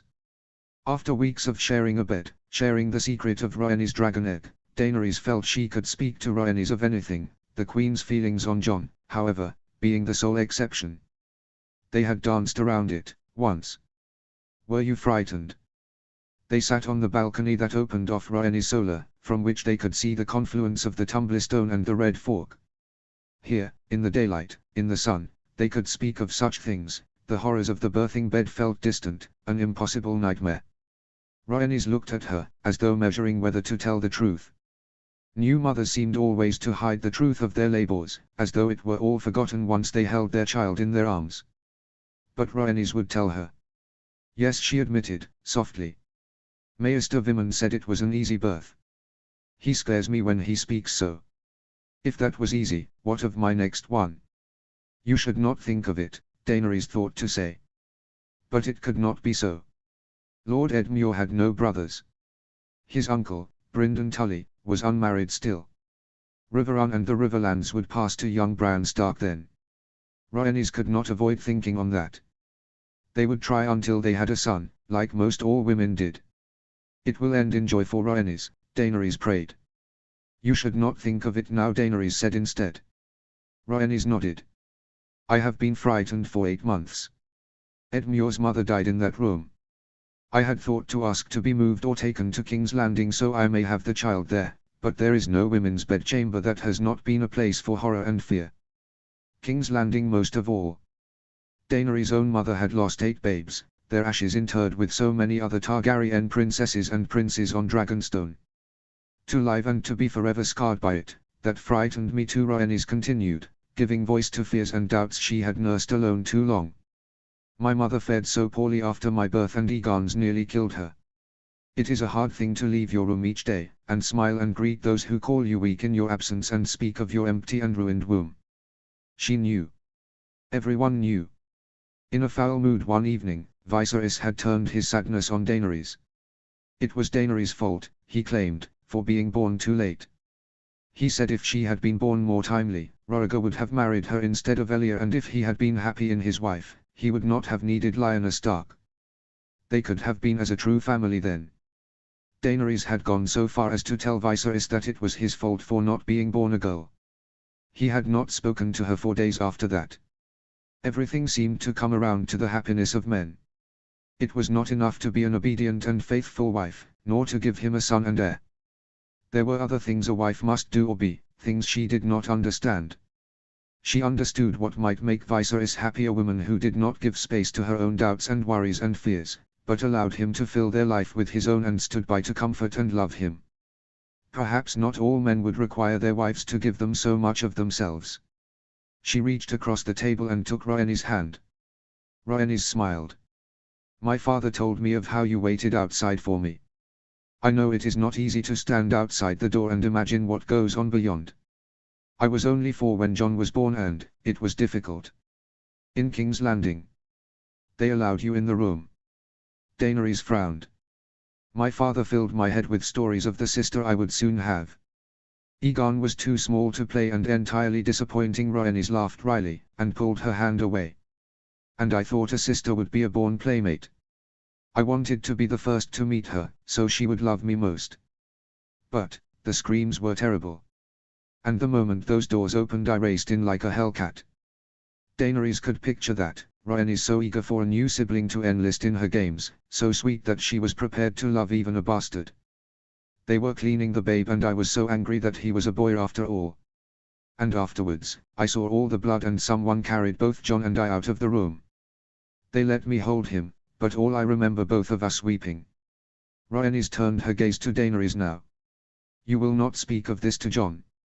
Daenerys knew the circumstances of her own birth, Jon surely did too. She had heard washerwomen and serving girls yelling at their wayward children, telling them that their birth was a misery and so was their rearing. Perhaps Jon's own mother had chastised him similarly when he was up to some mischief. But she promised nonetheless. I will not. It will not be so for you. Lady Catelyn will be with you, Rhaenys insisted. But we should not speak so on the eve of your marriage. There are other things that will come to pass in your bed, before it comes to that. Her niece smiled wickedly now, and it was clear precisely what she meant. Daenerys did not have to play the blushing maid with Rhaenys. She thought of what Viserys had said, and of Queen Elia, and the Lady Lyanna. What if I cannot please him? Daenerys asked. It did not matter, she knew. If she was ever bold enough to speak so to her scepter, that was what she would have said, it not a matter of pleasure, or want, but of duty, and a lord's son and heir would know his duty. But she was a young girl and duty alone was a bitter cup to drink from. How old are you, Dany? And Robb? I will be 18, when the moon turns. And Robb Stark is no more than a year older. If it is desire that concerns you, cast those worries from your mind. He may play at being the sour lord during the day, but with a beautiful woman in his bed, he will be as all men are, eager and wanting. Daenerys must have looked skeptical. You will see. You will think of me on your wedding night. Rhaenys laughed, and Daenerys could not help but smile. Well, not of me, but of this. Neither of you will wish to live that bed for weeks, believe me. They spent the rest of the afternoon, giggling like girls. Neither of them wept when it was time to depart, though it was a bitter farewell all the same. They parted in her solo with promises that they would write, and when next they met, they would bring their children so their sons and daughters would learn to love each other as they did. Jon said his goodbyes to his sister in private as well, and what words were exchanged between the siblings, Daenerys did not know, only that Jon emerged looking on the verge of weeping. She did not dare speak to him, and by the time they were outside to join the Starks, his expression was once again passive, betraying no sign of unshed tears. Outside, Lord Edmure was in the middle of the noise and chaos of men loading wagons, and harnessing and saddling horses, but bid them farewell kindly. Sir Barristan was shouting commands while Sir Arthur had some words with a group of the king's knights who were to join them. In the end, it was not the Lord Commander who would leave the king's side to escort them north but Sir Arthur. It was for Jon, she thought, it was to the war. The Starks seemed similarly in chaos. Arya was trying to round up her wolf, who seemed to want to escape into the Godswood, while her sister Sansa looked on, cross and embarrassed. Lord Stark was near the wagons, exchanging words with his captain of the guards, leaving Rhaegar to Lady Catelyn and Robb. As they approached, the king was saying something Daenerys could not hear to Robb while Lady Catelyn looked on, smiling proudly. Her betrothed wore all black today, as though he was riding to his doom and not to his wedding. Rhaegar on the other hand was dressed simply today, crownless, and seemed happier somehow for it, happier at least than he had seen him on their journey. Happy to be rid of them, perhaps, or to be rid of the worry of them. He would remain here to meet his queen, and at least for a short while, he would simply be a grandfather, in the company of his favorite child and his wife. Even if she felt the need, Daenerys knew she could not cry here, could not so much as a frown, not here within view of the Starks. If she or Jon thought to make some last-minute plea, Rhaegar had left them no place for that. They would do their duty and smile as they did. It was no difficult thing for her, she was a princess born, and had not wept in view of anyone but her own blood since she was a child. But there were things she wished she could have said. I want to go home, most of all. But other things too. She could not say the words to Rhaegar, not now and not ever, but she wished she could have said them to someone. She wished she could have kissed Garland Tyrell, and learned how to make a man smile. She wished she would have listened to more of Viserys' stories, even the ones she did not believe. She would have gone to see her father, and after that she would have known there was nothing more in the world left to fear. She would have been braver. Rhaegar turned to them, but it was Jon who spoke first. Farewell, father. He looked at his feet as he spoke. Rhaegar reached out and touched his son's cheek, lifting his head so their eyes met. I know you will do well, Rhaegar said, softly. Jon would not cry, the moment for it had passed and he was too proud to shame himself by weeping now. I will, Jon said, with courage and dignity. Rhaegar nodded, and turned his gaze to Daenerys now. When last I saw you, you were a little more than a child holding Viserys' hand. When next I see you, you will be smiling, I hope, with the sun clinging to your skirt. He did not put his hand on her cheek as he had with Jon, or embrace her, but his words touched her nonetheless. Perhaps Lord Stark would permit her to travel to King's Landing for the wedding of Aegon and Margaery. Perhaps she would see them all again then. Her brother motioned to Sir Arthur, who turned to retrieve something from one of the chests and emerged with a bundle of silks in his arms. When he brought it to the king, Rhaegar pulled away the layers and held it up. Daenerys saw her marriage cloak, a rich black cloak embroidered with the red, three-headed dragon. Diamonds were sewn into their eyes, and rubies flickered on their burning tongues. He would not be there, however, to put it around her shoulders nor escort her to her groom. That would fall to Lord Valerian or Sir Arthur himself. Queen Elia embroidered the cloak. You will be the first bride to wear it. It was an apt gift, a new cloak, one which was not tainted by any past unhappiness and worked in the Queen's own hand, a blessing for their marriage. Rhaegar spoke to both her and Robb now. We all do what we must, but there is love to be found in marriage if both man and wife are willing to search for it. I pray this will mark the start of such a life for you both. Thank you, Your Grace. Robb smiled courteously. Rhaegar's gaze fell on Lady Catelyn now, and the happiness Daenerys thought hung from him before seemed to melt away. He paused. My lady, she is my only sister. In that moment, Daenerys felt sad and lost and lonely all at once. She will be to me as my own daughter, Your Grace, Lady Catelyn vowed.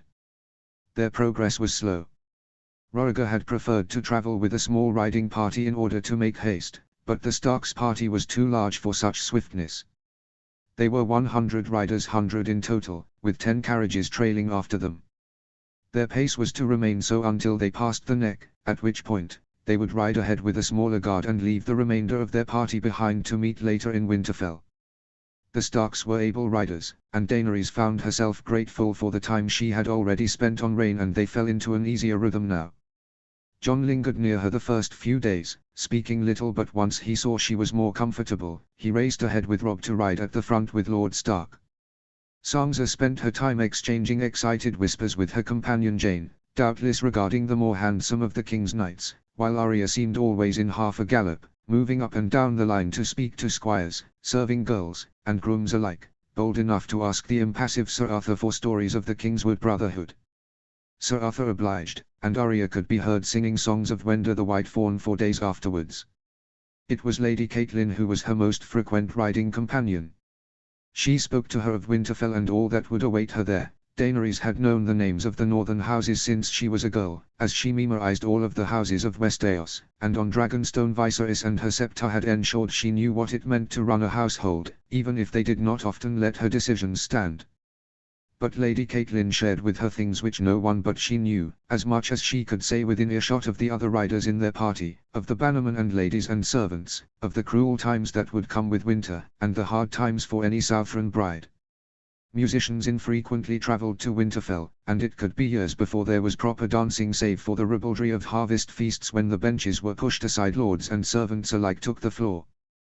"Perhaps you can honour us with some songs of Dragonstone," Princess Lady Catelyn suggested. She spoke kindly, always.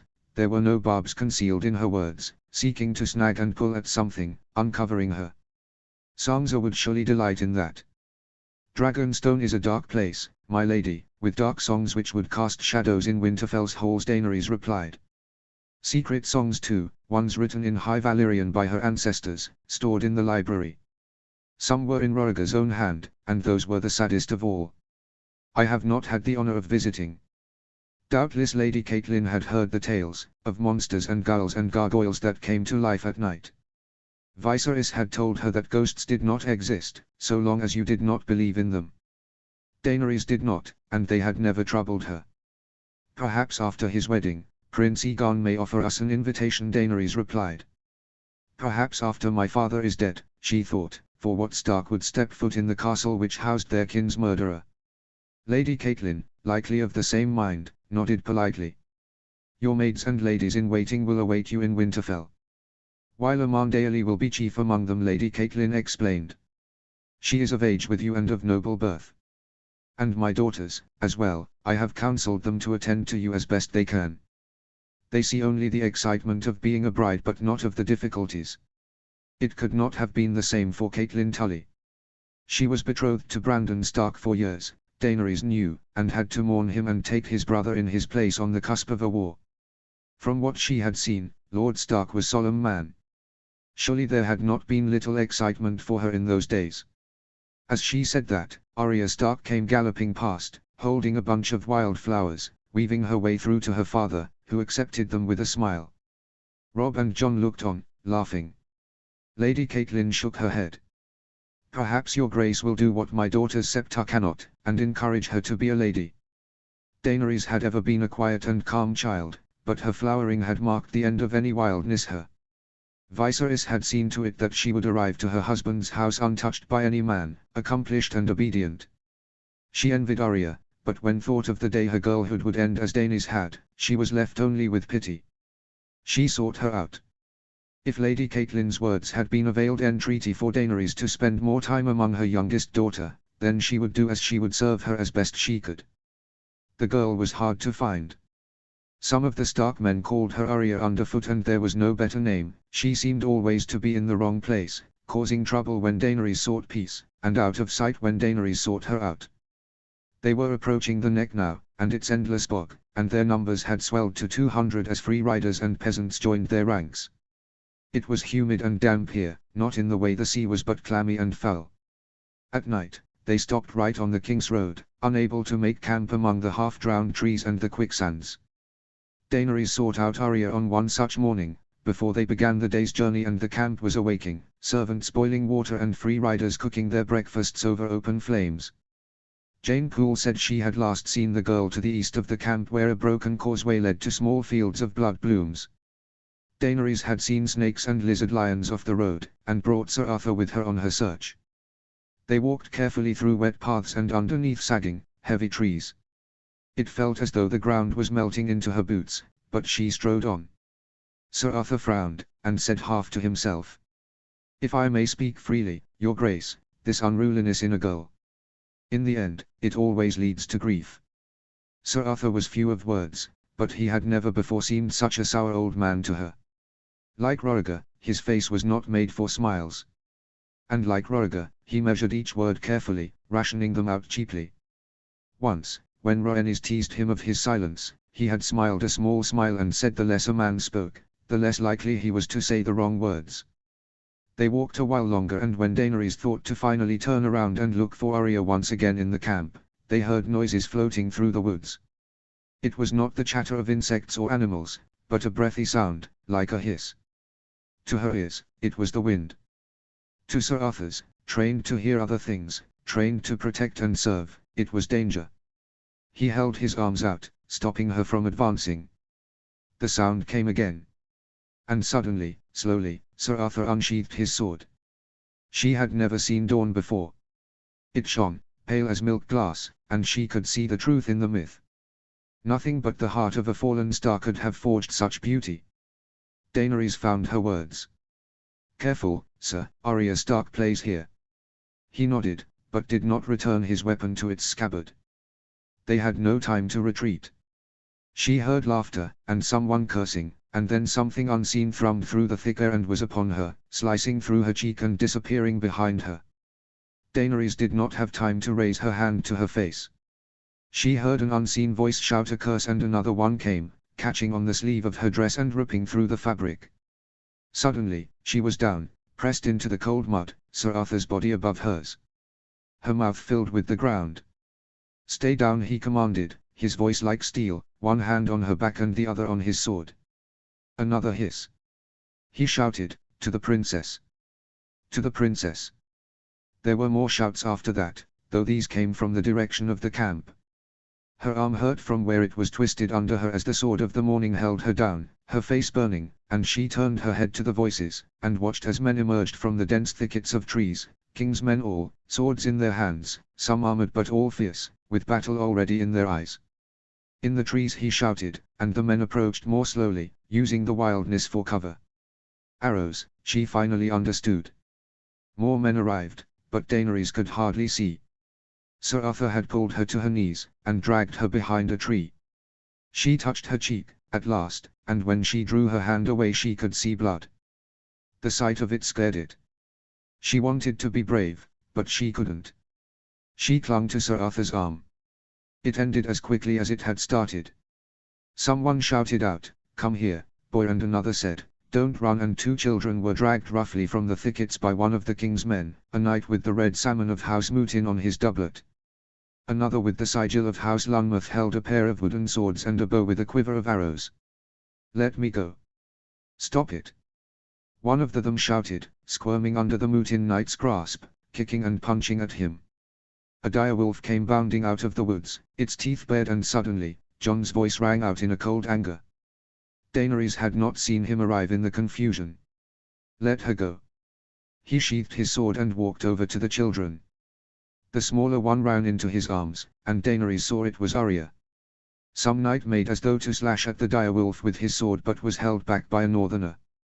Nymeria growled and tensed, but was at last calmed when she saw no danger was to come to the girl. "They were just playing," she said dumbly. Sir Arthur was the only one who heard her. A few moments ago, he had been ready to fight and kill and die. And now, he put his sword away and held her face in his hands, surveying her wound.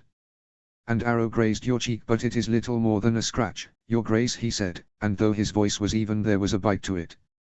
Arya's companion was crying now. "She asked me to, Lord," he said. "She asked me to." "Quiet, boy!"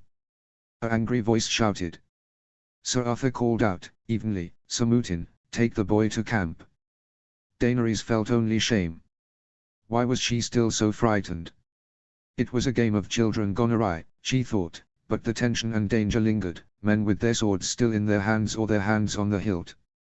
They marched quickly back to camp, her white knight saying nothing but his anger stewing silently beside her. Daenerys heard excited voices and a few men called to them, but they said nothing, spoke to no one, until they were alone in the knight's tent.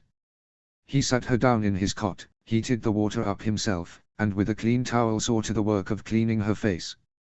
There was arguing outside, and shouting, but Daenerys could not make it out. It was difficult to listen, to pay heed to anything beyond the feel of the cloth on her face, the smell of the earth still on her clothes. "It is a bad omen," she found herself saying. The knight shook his head. Forgive me, your grace, but it is no omen. It is the foolishness of the children and of their fathers. They said nothing more as he turned his attention to her arm. The arrow had not torn through only her clothes, as she thought, but scraped her skin with it. Sir Arthur saw to that cut as well. It was then that the flaps of the tent were lifted and Rob walked in. He was frowning, his expression severe. "Are you hurt?" he asked. He sounded frightened, but that could not be. "No, it is little more than a scratch," she found herself repeating. He walked over and held her face in his hands, turning her cheek to inspect the wound as Sir Arthur had. It was the first time he had touched, but she felt only a blind shock. When he was satisfied with what he saw, he drew his hands away. "I am glad. I am sorry. He turned to Sir Arthur now. "Sir, it was my sister and a boy she had taken to playing, the son of a butcher. It was he that loosed the arrows. Some of the knights are speaking of taking his head." Sir Arthur was silent. "He did harm upon the blood of the dragon. He must be tried, and judged, and punished." "Punished?" Daenerys awoke as though slapped. "Punished, your grace," Sir Arthur repeated, grievously. "So has it been decreed since the days of Aegon the Conqueror." "He is just a boy," Rob protested, carefully. "They were pretending to be bandits. It could have just as easily been my sister who held that bow." Sir Arthur gave him a dark look and in it went unsaid, "Your sister would have faced her judgment too." Rob caught the meaning of it. "My father will not allow it." "It is the king's law," the knight replied, defiant. Another argument was happening outside. A butcher's boy, Daenerys thought, playing at bandits with Arya Stark. She had heard Sir Arthur's stories and sought to act them out. Though the blades were not real, the arrows had been. Daenerys wondered from where she had stolen them. It was madness, it was beyond wildness. And yet, Rhaegar had told her of how they must try to understand the small folk and listen to them, if they could. Enough, Daenerys found herself saying. "Take me to this boy." Rob opened his mouth as though to say something but thought better of it. Instead, he led them out of the tent. Everyone's eyes were on her as they worked their way to the center. She thought of what Viserys would do, if any had dared strike him. And Rhaegar, that was a harder thought. Would he be merciful, or just? If it was her father, the boy would be dead already, and Arya Stark and her wolf, who dared bare its teeth at them, would have paid the price for her part of it too. "I must show no fear, no weakness, no doubt," Daenerys thought. "However frightened my heart, when they look upon my face they must see on the blood of the dragon." Men were gathered under a pavilion, where Lord Stark and Lady Stark stood, looking grim. Jon had a hand on Arya's shoulder, but she wept still, pleading with her father, who stood impassive, his eyes drawn over the butcher's boy, held still by the king's knights. Someone had brought forward a wooden table and rope, and on it rested a sword. Daenerys could see now the boy was older than Arya, but a young boy nonetheless, his face wet with tears. Beside him stood a man, frightening and shaking. His father, Daenerys thought. He did not dare speak. "Don't hurt him." Arya was crying out, "It's not fair." Sir Arthur, Lord Stark called out. "Your knights would like to take this boy's head." Sir Arthur drew himself forward. "Lord Stark, the last time a man was found guilty of striking one of royal blood, it was decreed by the king he should lose his hands." "His hands?" the boy's father cried out. "Please no, Lord, please no." One of the knights shouted at him to be silent. There was a foul smell in the air. "The boy has soiled himself," Daenerys realized. He was terrified. "And what king was that?" Lord Stark asked, his voice like ice. Sir Arthur said nothing at first. "King Rhaegar is hundreds of leagues away in Riverrun," Sir Arthur at last replied. "It is the princess who must sit in judgment of this boy and you, lord of these domains." Lord Stark turned to her, and there was something in his eyes that made her want to shy away, to hide. She would not, no matter what. "I say I will not allow the butchering of children." "What say you, your grace?" There were 100 gazes upon her.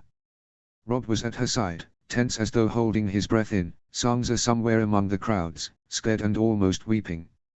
And Jon, holding Arya, but not saying a word. He looked at her, without hate or anger, looked and watched and waited. No, Daenerys said. I will not leave a trail of blood behind me. She walked to the boy, and touched his shoulder. He flinched away, crying, but calmed when he met her eyes.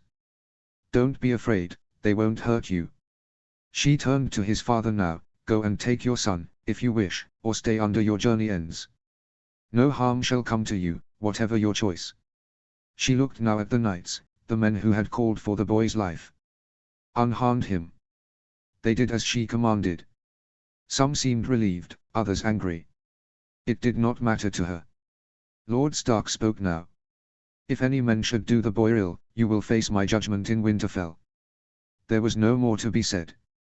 Sir Arthur led Daenerys to her tent so she might change into clean, riding clothes before they began the day's march. Sir, have I done well? Daenerys found herself asking, and suddenly she was a little girl once again. You have acted as your brother would have, when he was Prince of Dragonstone, Sir Arthur replied. And what might he have done as king? The knight thought on it. I cannot presume to speak for the king, your grace. I believe he would, for your wounds are small. But if the arrow had caused greater damage or taken your eye, then perhaps it would have ended differently. She wanted to protest. He would not, she thought, he would not take out a child's eye or cut off his hand. Her brother was no monster. But she stayed quiet, and thought on his words. Things seemed to change after that. Arya was brought to her by Lord Stark, tearful and apologetic, and rode in sullen silence for the remainder of the journey. She seemed frightened of Sir Arthur now, riding away whenever she caught sight of him. Robb, however, was perhaps the most transformed. He rode alongside her now, and took his mother's place, speaking to her softly, quietly of Winterfell. He told of her of the hot pools in the Godswood where she could bathe, if she wished, and of the glass gardens. He told her of first trip they could take when they went to House Sewin and the honeymoon tour they would take. He did not flirt, nor try to charm her, but it was enough. One day, as they rode through a particular treacherous path in the last part of their journey in the neck, she had had to dismount her horse, unable to guide him through the thick mud. Robb had taken her to ride with him then, and it had been frightening, perhaps more than what happened in the woods, to ride behind him, her arms wrapped around his waist, her face buried in his back. He smelled of soap and sweat, and it was an exhilarating sort of fear, a sweetness to it. When she dismounted, Robb's face was red, from the ride, or their closeness, she did not know. The ride fed something in her that had been growing since she flowered. Lying abed in her bed that night, she wondered how it would be to have Robb Stark squeezed in beside her. The thought was more exciting than it should have been. A month and a half after their departure from Riverrun, the sight of Winterfell appeared on the horizon. It was a hulking castle, larger than the Red Keep, larger than Dragonstone even, grey and bound by massive walls, hugged by acres of forest. They passed by the place they called the Winter Town, rode through its muddy streets and past its wooden stalls, and past the main gates, and were greeted with shouts of Winterfell and Stark and the Sword of the Morning. Daenerys was crowned today in gleaming garnet tiara and wore a satin black gown, trimmed with red lace, and a fur cloak, but few called out Targaryen. Notes. Thank you to everyone who has hung in there with me, and for reading and commenting and engaging with me. It has been really fun to get back into writing, and I very much appreciate it. This was a fun chapter for me to write. I draw from the Dunk and Egg novellas. In Asoyaf we hear of Targaryen rule second-hand, but I really enjoyed seeing how ideas of Targaryen supremacy play out first-hand in D&D. I also drew a lot from Arya's Aggo adventures on the Trident. I went back and forth about how serious I wanted things to get in the forest, but I decided to go for it. As many people have discussed eloquently in Meta, in many ways as much as she was loved, I do think Ned just didn't know what to do with Arya. He organized her lessons with Syrio as a way for her to work through her anger, but clearly still had very patriarchal notions of what her future would look like and what roads were open to her. I wanted this chapter to represent the increasing danger to a young woman as she tries to resist those limitations. The relationship between Ned and Lyanna and the way that impacts his raising of Arya will come into later chapters. I am starting to realize more the limitations of working with only Dany's POV and missing out on interactions she wouldn't be privy to, like the farewell between Jon and Rhaenys. I'm considering opening it up to other POVs, but I'm going to mull it over. Chapter 6, Ned I. Summary. Wedded and bedded. Notes. Warning, there are descriptions of a bedding ceremony in this chapter. See the end of the chapter for more notes. Chapter text. It is an extravagance we can little afford, Ned said grimly. With that money, we could rebuild and man the Wolfswood Tower, or expand on the Winter Town. How could it be so wholly wasted? Caitlin had heard it all before. She listened patiently nonetheless, but with a wry smile on her face. And with the dowry you can do those things and more. We can build holdfasts for our sons and grandsons. Will you be so miserly when it is your own daughters who are to wed? That was another matter he preferred not to think about. The great Jon had struck to the heart of it when the Umbers arrived in Winterfell ahead of the wedding. He had given his congratulations to Robb and turned to Ned to ask, "And what of my son? When will he be feasted? Is it not time that Umber and Stark wed once again?" The other lords had said as much, in not so many words. Rickard Karstark had brought with him his son Haryon, Helman Tallheart his son Benfred, Meager Sewin Broughtclay, and they circled his daughters like dogs. Ned could not postpone a betrothal for long. The prospect left him bone-tired and weary. He had negotiated and fought over the terms of Robb's betrothal for nigh on 2 years, haggling with the king and his master of the coin for the princess's hand like crones at a market stall. Only Rhaegar could have a man fighting so for something he did not desire. What would it have meant to decline the match? It would have meant insult. It would have meant danger. After all these years, the king remained unknowable to him. Perhaps he would have done nothing, simply betrothed the princess to another lord's son, as he had threatened whenever a disagreement arose over the terms of the marriage. It would be all forgotten. But it was just as likely he would brood on the insult. If Rhaegar himself did not act on it, the Prince Aegon might, years from now when he himself was king. If the North had need to call on the crown for men or swords, would the king answer then? Or would Ned's refusal of the princess fester like a wound until the Targaryens extracted another price in exchange? Unkindly, he thought too when Lord Karstark had brought his daughter Aelys to Winterfell. Ned had thought Robb too young, and to think of child betrothed and wed was a far-off thing yet. He had gone over it 100 times in his mind as they journeyed to Riverrun and back. Should they have arranged it? Where would they be now, if they had? Would Robb be happier with Aelys Karstark? When he shared his misgivings with Caitlin one night, she told him it was folly to speak of roads not taken and folly to talk of Robb's happiness when it was his own he meant. There was truth in her words, and he tried to remember that now, on today of all days when his firstborn was to wed. It was in Robb to be happy easily.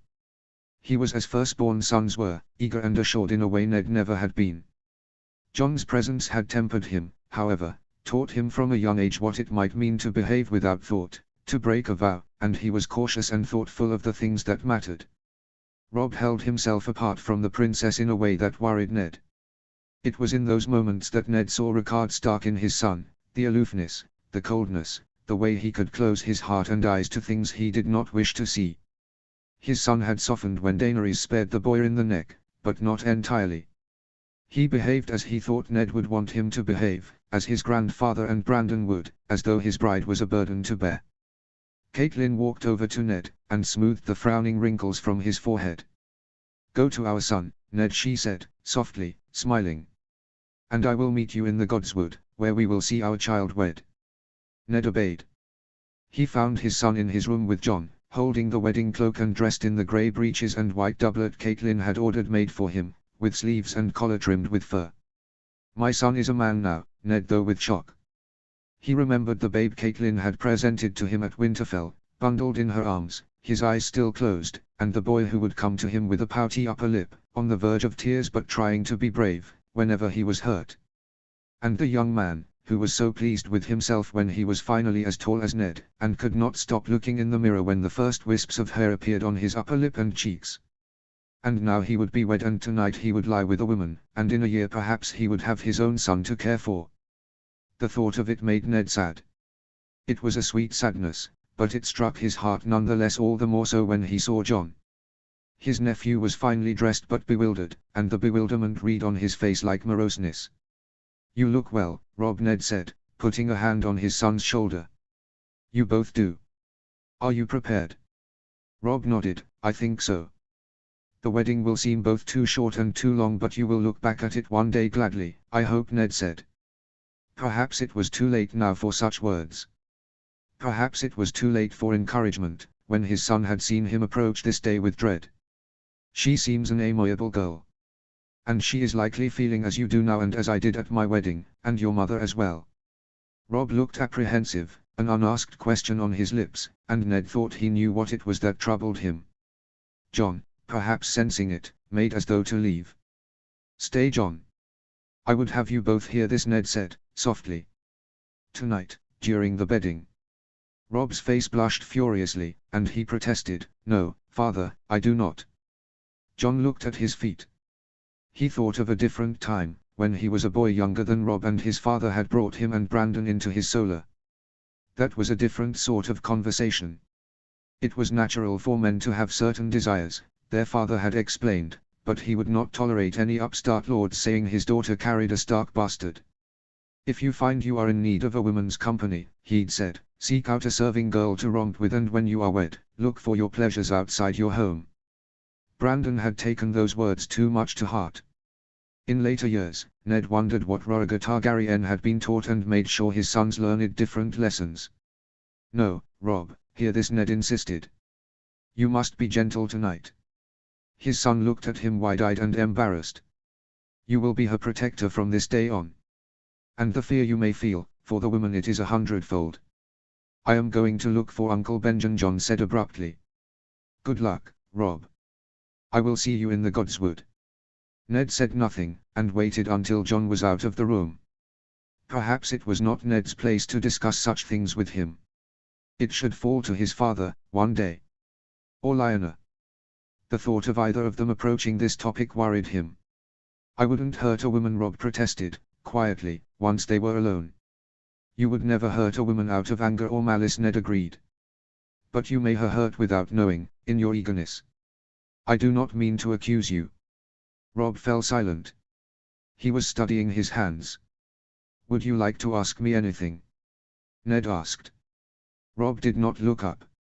Sansa heard the maids talking. He was hesitant, cautious.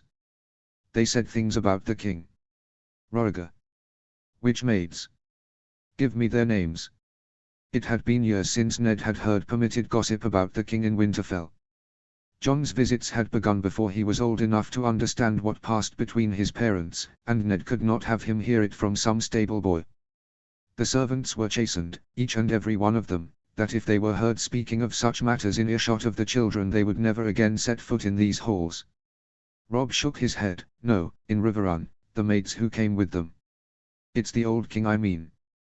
They said many things. Rob sighed. How the Mad King went to the Queen only when he burned someone. And that the princess, he looked up now, but did not meet Ned's eyes as though ashamed to say it. Ned felt as though his stomach had turned into a fist. He could not think of the flames today. I'm sorry, Rob said quickly. They say that the princess was born out of those couplings. Ned asked. Rob resumed, biting his lip. All the more reason for kindness, tonight, Ned made himself say, and he sounded more stern than he hoped to. Sansa should not have repeated it, and neither should you. Rob nodded. Ned knew he must say something, should further reassure his son, but the words were stuck in his throat. It is Brandon who should be speaking to his sons on the eve of their wedding. It is Brandon who would know what to say, he thought. There is plenty of horror to be learned of the King Aes, if you seek it out. Do not look for it, Ned finally said. We should go. Your bride will be waiting. Rob tightened his grip on the wedding cloak. I'm sorry, father, he said again. Come. They went together to the Godswood, as they had 100 times before. They would emerge, forever bound to House Targaryen. No, that isn't true, Ned reminded himself. The bond preceded that. The bond was sealed with Jon's birth. And this was for him too, with Rob married to the king's sister. Ned could more freely speak for Jon now if he had need. It was a clear, cold evening, the woods illuminated by the stars and the glow of candles and torches. Snow at a wedding meant a cold marriage, but the Godswood was warm tonight. The guests were assembled, and 100 ravens watched from the trees as the sound of music drifted through the chestnuts and elms, carried through the night air like the steam rising off the hot pools. He took the cloak from Rob, stood beside Caitlin and their children, and watched as his eldest son went to stand in front of the heart tree. Ned had wed in Riverrun's September, and he did not know if his gods had watched him then, but he felt the shades of Brandon and their father all the same. Do they watch now? Would they curse him? Caitlin smiled, and wrapped her hands around his arm. Who comes before the gods? Rob called out, his voice clear and bright. The princess appeared through the trees, Arthur Dane at her side. Ned heard Sansa gasp beside him. Daenerys had her brother's strange beauty, though she did not seem so assured as the prince had in his youth. They lathered her in jewels, a satin dress finer than any the North had seen since the days when Queen Alysanne flew her dragon in the skies, and her wedding cloak, but there was a wide-eyed wonder in her eyes that made her seem younger than her years. Ned recognized the look on her face. It was the same that he had seen on Cat, all those years ago, the fear of coming before a man and giving him every part of her, not knowing in her heart whether he would protect or harm her. There would be no kin for her to share her fears with. Rhaegar and Queen were in Riverrun, Prince Viserys in Dorne for his own wedding, and Prince Aegon playing at being a king in the capital. The girl was alone, save for Jon, and though Ned did not sense malice between them, there was no deep love either. What sort of man would abandon his sister thus? A king, for whom kin were no more than currency to barter with. Sir Arthur answered Rob's call. Daenerys of House Targaryen comes here to be wed. A woman grown and flowered, true-born and of royal blood, she comes to beg the blessings of the gods. Who comes to claim her? Me, Rob replied.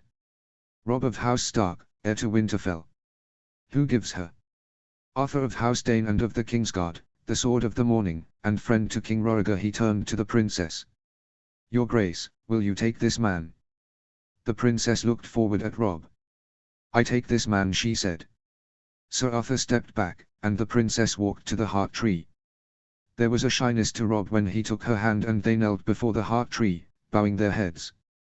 The heart tree watched over them, and Ned looked into its red eyes.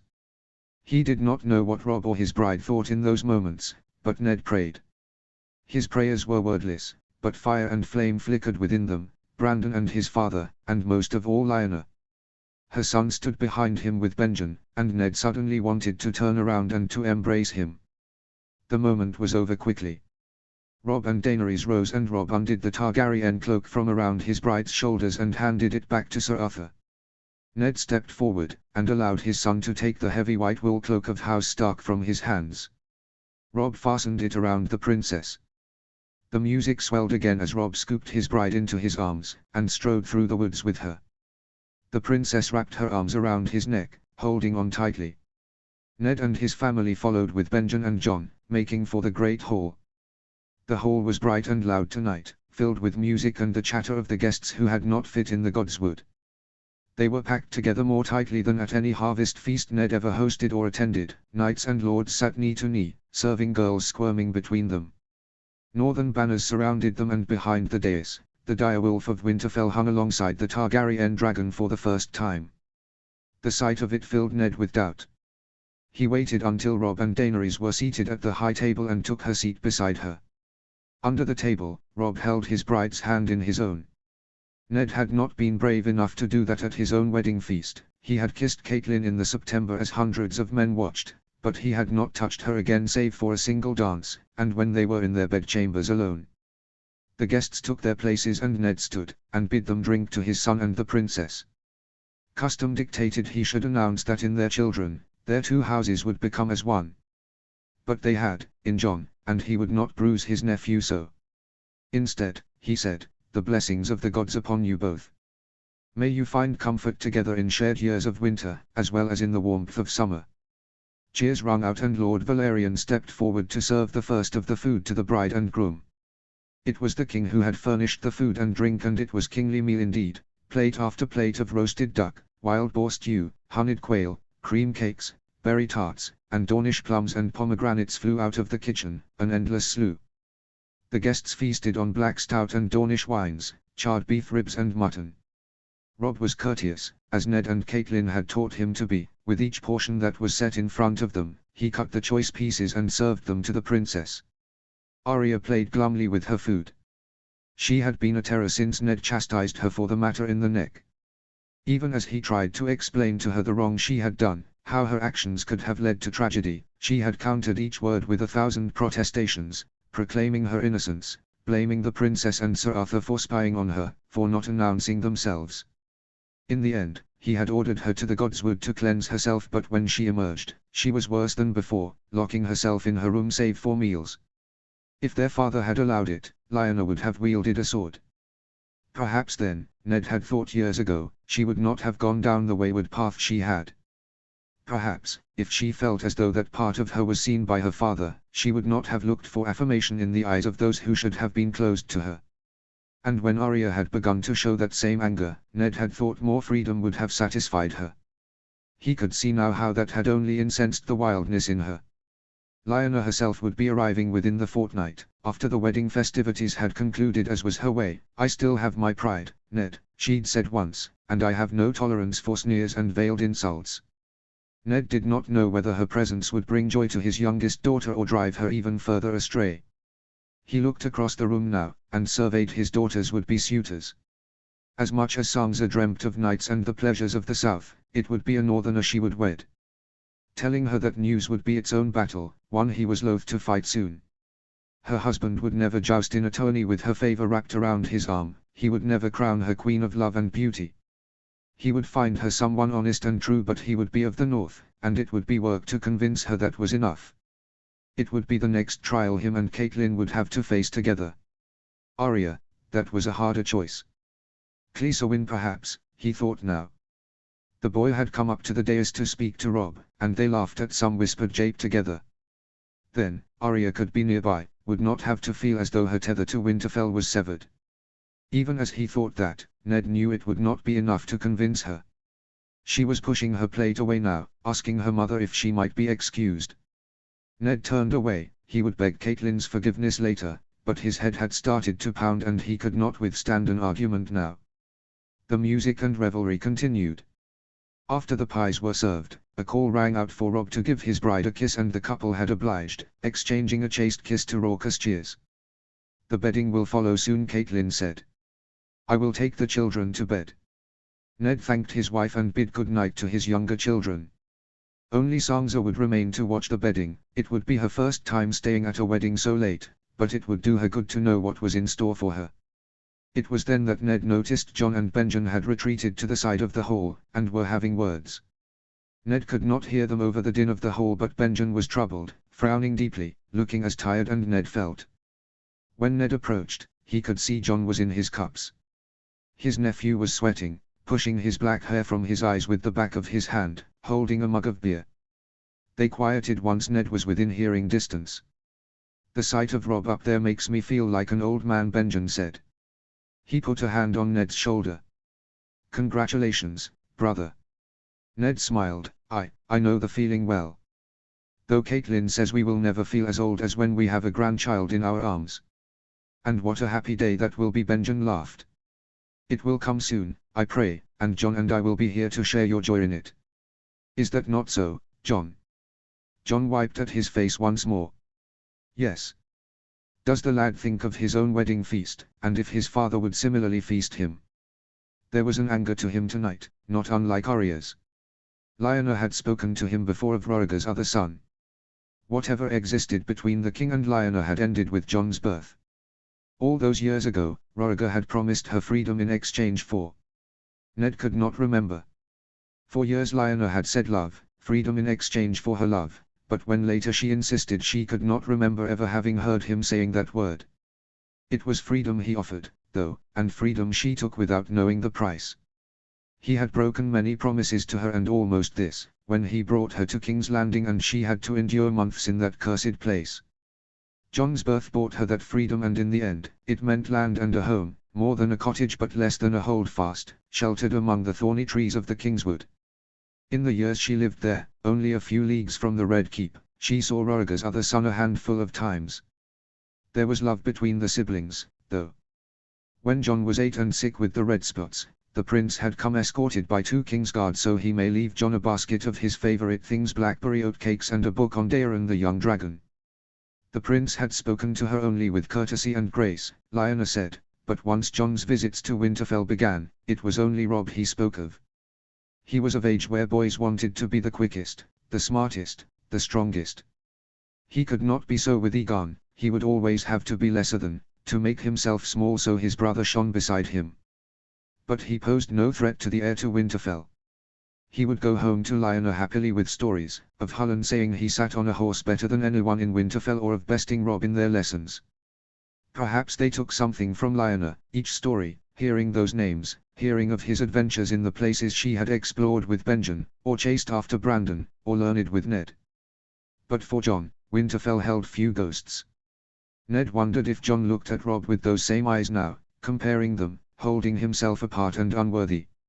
As we will share Jon's happiness, when he has a son of his own, Ned said, surveying his nephew.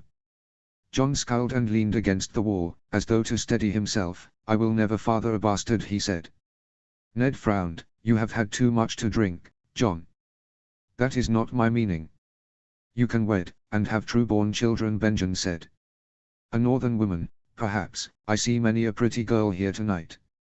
Ned had walked into an argument, he realized too late. Benjen was bargaining with their nephew, making promises that could not be kept, at least, not by them. I swear it before the gods, I will never marry. Jon shook his head. I will never have children.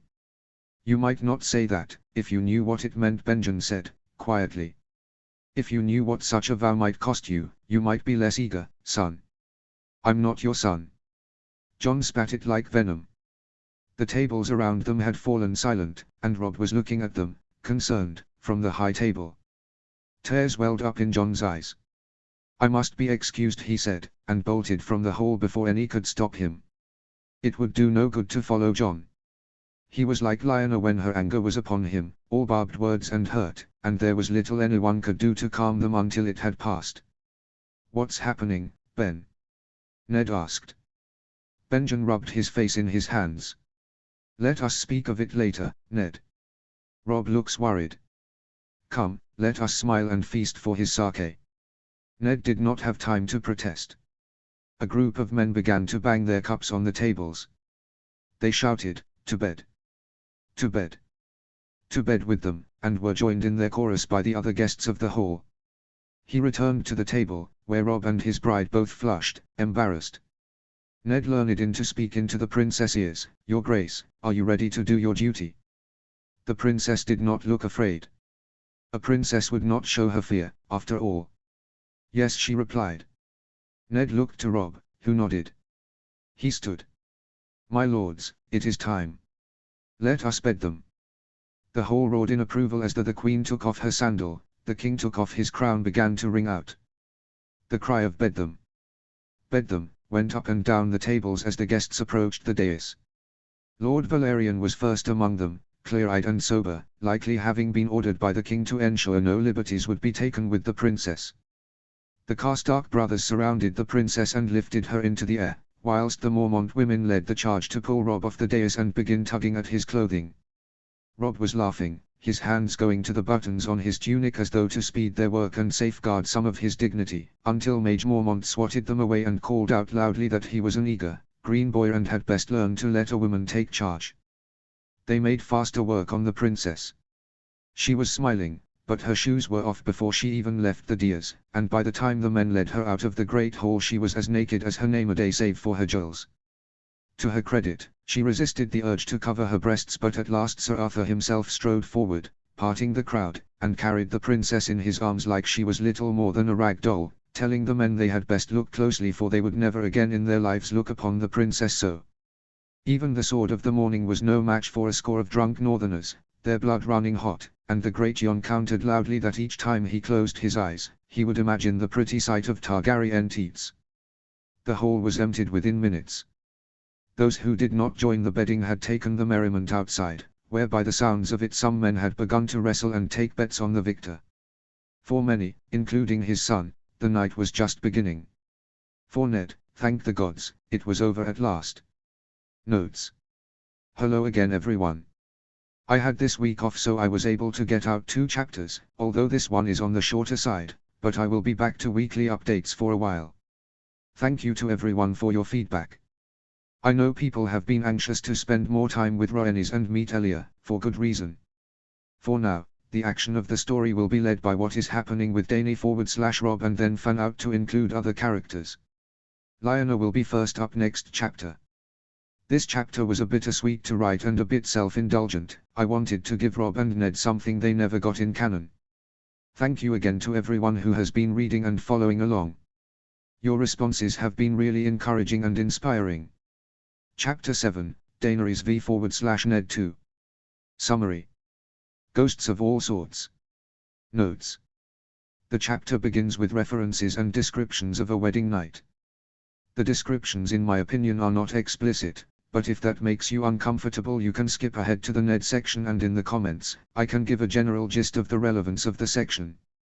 See the end of the chapter for more notes. Chapter text. Daenerys. Through her wedding Daenerys felt beyond her own body, flying over everyone, watching herself as she was dressed, walking with Sir Arthur to the Godswood, kneeling in front of its frightening red face and carried out in Robb's arms as his wife.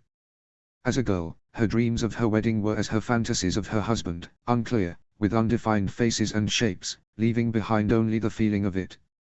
On the day, she had felt nothing, not even fear, just a stillness as she passed through each stage of it and sat at the feast beside her husband. Some things stood out, even in the muddle of it. He held her hand and it was as sweaty as her own. And they had kissed for the first time, to cheers and shouts. And the call for the bedding, of course she remembered that, forever would, being pulled down from the dais, her feet moving unbidden, as she was stripped down to her skin by what felt like 100 of hands, until Sir Arthur came forward and carried her out of the crowd. Even then, he had not deprived them of their sport. The men followed them through the halls, joking and laughing, and the knight had parried each of their words as she smiled stupidly in his arms. In the neck, the king's knights had sought to kill a child in defense of her. And yet here, within Winterfell's walls, they joined in, touching her body when during the day, they did not dare even to look her in the eyes. In her bed, there was something that was not love, nor passion, but a middle ground, a space of peace. She was not ashamed, when the ladies brought Robb Stark in naked, laughing and joking, nor when he lifted up his eyes and looked upon her own nakedness. It was as though she was with Rhaenys once again, holding the dragon egg in her hands, leaving her fear behind. And it was he who was all blushes and nervous smiles. When he touched her, he did so with 100 mumbled questions. Am I hurting you? Shall I stop? May I touch you here? May I kiss you here? Perhaps he had never known a woman before, not like this. It was a strange, unfamiliar thing for her to be so close to a man, when only a few weeks prior she was not even to be alone in a room with one. It was a marvel to see him naked before her, but she was dazzled even by the simple things, the curves of his back where she wrapped her arms and touched the softness of his skin, the auburn hair on his chest, the way the smell of him lingered on her. He stayed in her bed all night, though they did not touch or hold each other as they slept. And yet, she dreamt good dreams. In them, she sailed across the narrow sea and its vast horizons, smelling the sharp salt of the air, listening to the songs and the stories of the sailors. Dolphins swam against the side of the ship and sliced the waves, and every once in a while, she even saw flying fish. On the sea, she felt small but free. She woke to the strangeness of her rooms and to the sight of her still sleeping husband, sprawled on his back beside her. The blankets had been kicked to the floor long ago. Her chambers were smaller than the rooms she kept at Dragonstone but just as warm, with the same heat emanating from the stones. On the walls, alongside tapestries of the Stark's grey direwolf was the Targaryen dragon, and her dressing room was filled with her gowns and jewels. And yet, beyond the shutters, it was not the narrow sea that she faced but grey towers and yards full of the chatter and men, and beyond, the endless forest they called the Wolf's Wood. Even if she closed her eyes, she could not pretend to be back home. The very smell here was different, not the salt and smoke of the island, but the crispness of trees and green and cold air. After some time, Robb stirred beside her, bringing his hands up to rub his eyes as a child might. It took him a moment to register his surroundings as well, and when he saw her naked body he looked away as though by instinct. And then, remembering, he made himself look at her. "Have you been awake long?" he asked, his voice thick with sleep. "Only for a few moments." "It is early yet, no one has been in to tend to the fire," she replied. A dim light entered through the window, and the keep was quiet without. The fire was down to its embers now, but she did not mind. Last night as it raged, their bodies had felt sticky and hot. "Are you well? Shall I send for anything for you?" He sat up, and looked at her with thinly veiled concern in her eyes, and if he felt shy to sit so, naked before her, he hid that shame better. "I am well, I do not lack for anything. There had been a pain yesterday, but it had eased and the soreness felt only slight now. Thank you for your patience. At times I thought they might break the door down." Their wedding guests had waited beyond, singing bawdy songs, making jokes, providing suggestions and waiting until the deed was done so they may return to the hall and celebrate the consummation. The clamor had ended only when Rob shouted through the door that the deed was done, the sheets were stained, and they should take their drunkenness elsewhere so as not to disturb his bride's sleep. A few stubborn men lingered, continuing their ribald revelry, but eventually they had gone too, and left her and Rob to silence and sleep. As did I. I know weddings make men's blood run hot, but it was the women who shocked me, truly. I do not think I will ever forget what Lady Leona Woolfield said as they undressed me, or be bold enough to repeat it. The memory seemed to amuse him. Daenerys gave words to her thoughts. "And when you see the Lady Leona next, she will call you my lord and bow her head as though nothing transpired." "Aye, as will they all." Rob's smile was rueful as he spoke, but guarded too, as all his smiles were, as though they were some currency too precious to him to be meted out to her freely. He sat up and threw his legs over the side of the bed, stretching his arms and the muscles of his back. This man she had married was proud. He had held himself away from her when they met, and as she thought of it now that she had laid with him and shared parts of herself with him no one would even know, she knew it was grief for the kin he had never met but also a stubbornness, a need not to be seen as having been cowed by a princess, as though her beauty or her nobility might somehow wash away injustice. She knew that because he had thawed since, and treated her with a kindness which extended beyond duty, he would not be as eager as Edmure Tully, happy to love and be loved, a man whose family had emerged from it all unscathed, with sisters now ladies of great houses and a son married to a princess, the king's favored child. And yet, Rob had also not been the sort of man to take what he wished or what he felt was due to him by force. When the door was shut behind them, he could have done as he wanted to her in the darkness, and none would have stopped him.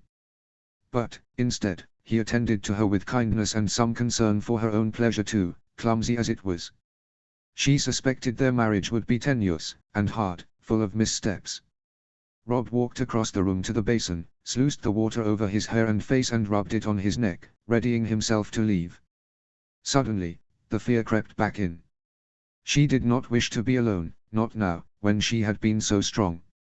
When they were together, she thought of him and of her. Alone, 1,000 more doubts would flood her mind.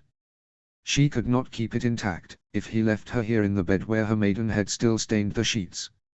"Are you to leave so early?" she found herself asking, in a voice that did not seem her own. He turned to her, and understood her meaning immediately. "Shall I stay?" Water dripped from his head. Daenerys nodded and he returned to her arms once again. "Ned." A fortnight later. Lyanna was worry brought to form. She came with little fanfare, as was her way, riding in with her guardsmen and greeted at the gates by Sir Roderick alone, who took her to the crypts where Ned was to meet her. It was 5 years after Jon's birth that she finally returned to Winterfell, and it had been a difficult visit, full of grief and anger and the spilling of secrets. She had told him of how Rhaegar had spoken to her of dreams that haunted him, beautiful and terrible all. And how then she had been glad not to be troubled with similar visions, and yet, after the deaths of father and Brandon, she found herself wishing they would appear to her, to speak to her once more. She was starting to forget what they looked like, she'd admitted, and even as she stood in the crypts with Ned, staring at their likeness, she had not been sated. Within Winterfell's walls, Lyanna thought they would return to her, as specters or visions, but they had not. Let them rest, he had entreated her, but it had been a hard thing for her all the same. She returned a few times after that, though she more often than not sent Jon alone. The longest visit was a year, the shortest 6 months. That was the way of things, when boys became men and home began to feel like a small place, like a prison that kept them from becoming who they wished to be. Lyanna did not raise Jon to cling to her skirts. The world had little kindness for bastard boys, and outside the retreat his father had built for them in the Kingswood, men would taunt him and call him Dragaseed. He had been taught how to fight with steel, but there was no one who might protect him from the venom of words. In Winterfell at least, Ned could give him a reprieve. It had been too long since Ned went to the crypts. He descended the winding stone steps alone with a lantern as the chill rose up the stairs. Shadows lurched and moved around him when he reached the bottom and watched while he marched through the procession of granite pillars. Lyanna stood alone in front of their father's tomb. For Robert, Lyanna was forever the woman-child he desired and yearned to make his wife. The thought of Robert filled him with anger and grief he could not bear now. But Ned, he would always remember Lyanna thus, as a woman with their mother's smile, and the same eyes she had given a son she raised alone, standing by the tombs of father and Brandon. "How was the journey?" he asked, and his voice seemed a most unwelcome sound here. Lyanna turned around as though startled. When she saw him, she smiled. "Ned." He stepped forward, and embraced his sister warmly. "You look well, Lya," he said. She looked the same as when he last saw her, 2 years past, her face always flushed as though she had just returned from a ride, her hair tied back in a single braid. "As do you," she replied. "I saw Sansa briefly by the stables. I could hardly believe my eyes. She's a woman ground now." Ned frowned, almost. "You sound like one of my bannermen putting forward their sons." Lyanna squeezed his hands and pulled back. "I suppose it's incessant, isn't it?" "Incessant is the word for it." "And what of little Arya?" "Not so little anymore. I could tell you of all the terrors she has wrought, and you would wave them away and say she is no worse than you were." Lyanna could not deny that, though her smile was sad. "When she is grown and wed and lady of some faraway castle, she will think back and love you all the more for letting her be a child." She took the position of her vigil once more, this time at Brandon's tomb. Ned stared at his father's long, stern face. The stonemason had known him well. He sat with quiet dignity, stone fingers holding tight to the sword across his lap. In life all swords had failed him. "I believe congratulations are in order." She did not look at him as she said it. "I hope Rob's marriage is a happy one, truly." "As do I." "And his bride? How do you find her?"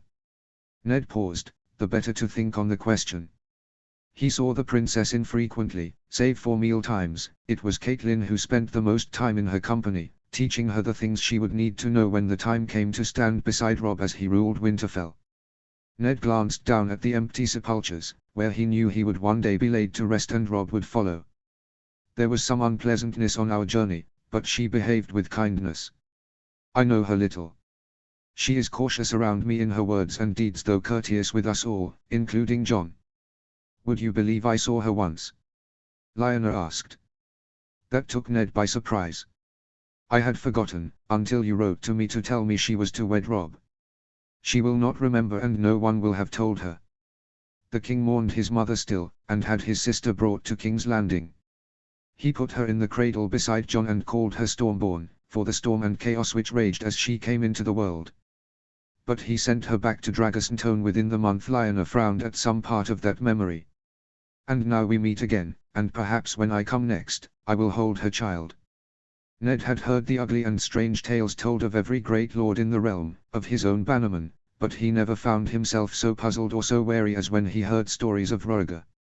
He had run out of words to say of him years ago. "And my son?" She turned to face him now.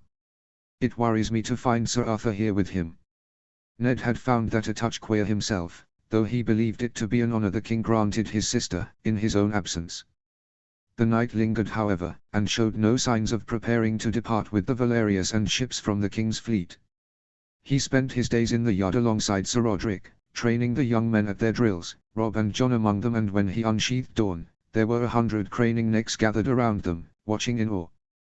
Once, Lyanna had spat his name and cursed him as her captor, and years ago, when the king sent Jon and the knight to Dawn, to see after a portion of his training, they had gotten close to disaster. His sister danced around the full truth of it, but Ned knew she had quarreled with the king, and both made threats which in the end, they did not have to hold to. "Jon," Ned sighed. "He is not himself." He argued with Ben, who left soon after to take fresh mounts to a group of new recruits coming up the King's Road, and said he would return when you arrived. "Jon will not speak of it, and I have had little time to wheedle it out of him." It did not seem to surprise Lionel. She sighed, as though to exhale was to send her worries out of her body. I have been here an hour, and already poured out all of my troubles to you. Lionel gave him a half smile, which did not reach her eyes. I want to hear of all that has passed for you, and Kat and the children. It has been too long since I have seen you all. I have missed you. She reached out now to hold his hand, and though the memory was dim, and from another time, Ned could remember what it had been like to be a child, to hold his sister's hand for comfort and friendship as she dragged him around Winterfell to show him all the things he had missed away. I will tell you all you want to know once we are standing under the sun, he replied. Come, Lyak. He led her out of the halls of the dead, and out to the fresh, cold air where Jon and his wolf stood waiting. Lyanna looked back over her shoulder, down to the dark and the ghosts which lingered there, more than once. Though the difference in age between them was no more than half a year, Jon had always been more independent than Robb. Robb had been easier to cry as a child, faster to call for help when he was unable to finish a task on his own or when something discomforted him.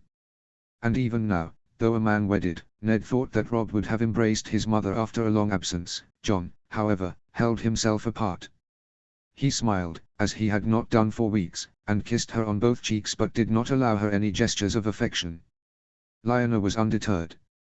She rolled her eyes, mussed his hair, and wrapped her arm around him.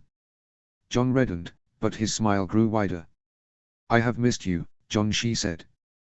Ghost whined, as though jealous for her attention, and received a pat on the head in exchange. All this time, and I have only received a handful of letters from you. Jon looked at his boots, chastened, only because I knew I would be seeing you soon. And now that we are together, you will tell me anything I wish to know. Lyanna asked, teasing. Jon chose not to respond to that, but Lyanna only laughed. Not for the first time, Ned wished that Lyanna and Jon lived with them, that they had been able to live as a true family in Winterfell. Lyanna had not wanted it, for 101 reasons, some valid and others less so. He had accepted them all, even those he was not convinced by, and it had not been discussed again, for nigh on 19 years, although he continued to nurse that hope in his heart.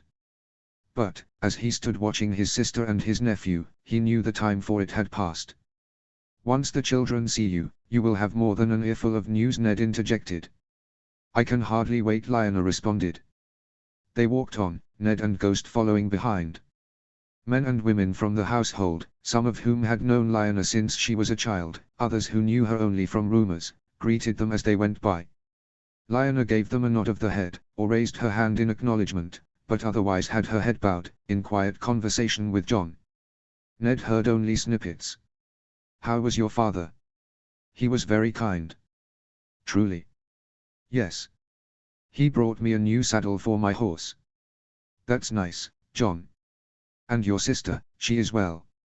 Yes, and her daughter too. Jon corrected himself, my niece, Betha. I held her. What does she look like? She has black hair and blue eyes. Rhaenys showed me how to hold her. She fit right into the crook of my arm. My father said she is the image of Rhaenys at that age, save for the eyes. Lyanna put her hand on her son's back, and said nothing. It was a better fate than other base-born child, but Jon had known no other life than this suspension between mother and father's kin. The family awaited them in the solar, the meal already laid out on the table, and when they arrived, Catelyn stepped forward first and was warmly embraced by Lyanna. The children waited their turn, visibly excited with smiles stretching to their ears, with only Robb and his princess stood apart. Cat. It has been too long, Lady Catelyn said. They held each other's arms for a beat, surveying one another, measuring perhaps what the passage of time had rendered. 100 years ago, Ned and his wife had fought over Lyanna. It preceded her first visit to Winterfell, and Cat had delicately, politely, quietly, asked whether it was wise to have her in the company of their daughters, when they were approaching an age where they could understand what it meant for a lady to have a child and not a husband. They had fought, as they never had before, and never spoken of it again. Since then, Catelyn had behaved towards Lyanna with a warmth beyond courtesy on her visits. And what a happy greeting, Lyanna replied. She bowed her head to Daenerys. The princess did not strike Ned as overly vain, but she had clung dearly to the honors of her rank. You are a most beautiful bride, your grace. I hope to have the honor of calling you niece, now that you are wedded to my nephew. Ned might have smiled at that. For all that was said of his sister, none could accuse her of not having been born a lady. The princess' face betrayed nothing, neither curiosity nor shock. "Thank you," my Lady Daenerys replied. "I am pleased to greet you as kin twice over." The compliment was meant to touch him too, but Jon did not visibly react. Robb, however, had watched his wife as she spoke and seemed relieved by her courtesy. The rest of the children were greeted with embraces and kisses, Arya and Rickon falling into them quicker and with more warmth than the others, his two wild children who shared a common spirit in their aunt. They spoke loudly and often as they ate, each of the children jostling over the others for their opportunity to speak to their aunt, to share with her all they had done and seen since she was last in their lives. Sansa talked of the beauty of Riverrun, which she had not seen since she was a young child, of the ladies' dresses and the way they had worn their hair. Arya's story were all mud and mess. She left out the disaster in the neck, and told only of swimming in the river, and collecting rocks from the bottom, and getting an itchy rash from some plants she had waded through on the riverbank. Rickon spoke of his wolf, the aptly named Shaggydoag, and Bran's words, as his dreams, were filled with knights. "I'm going to be a knight of the King's Guard," he excitedly announced. "Like Sir Arthur, though I do not have a magical sword. But Maester Lewin says you don't need one. He says to be a knight I must always do my drills and listen to Sir Roderick. And that I would have to vow to be brave, and just, and to always protect the innocent. You ought to try to do all of those things now, for practice," Lyanna suggested. Bran nodded. "I do try. It will not be easy," Jon said. "He told me Prince Aegon walked barefoot to the Great September of Baelor and kept vigil all night there, though his feet were bleeding. And in the morning, he was knighted by the king and anointed by the High Septon. I should like to do that, one day." Had Ned ever been as innocent as Bran when he was a boy? He could hardly remember. Lyanna smiled. "Well, the September in Winterfell isn't as far as all that. So at least you will not have to worry about aching feet." Bran laughed, and Lyanna could not resist squeezing his cheek. That only made him laugh harder as he swatted away at her hand. It was a wonderful afternoon, and over too soon. Benjen arrived only when the food was cleared, and none were left save for Lyanna and Jon. Ned himself was readying to leave, and let mother and son speak alone, but something in Ben's manner made him wary. He greeted their sister with warmth and happiness, but something unspoken and full of anger passed in a look shared between him and Jon. Lyanna caught it too. She was only patient enough to exchange pleasantries with Ben for a moment or two. "Which of you is planning on speaking first?" she asked. Ben glanced at Jon, and frowned. "I return to the wall in a week. And Jon says he will be coming with me." Lyanna's anger had always filled any room she was in, even as a girl. Even if she sat perfectly still and held her face without expression, the anger would evaporate off her and envelop the space and the people in it, like steam rising from boiling water. To his credit, Jon met it without shying away, looking directly at his mother. "For a pleasant visit?" Lyanna asked, speaking still only to Ben. "Or for some other purpose?" "To take my vows," Jon said, his voice grave. How had Ned not seen it? The conversation at the wedding. The lingering presence of Sir Arthur.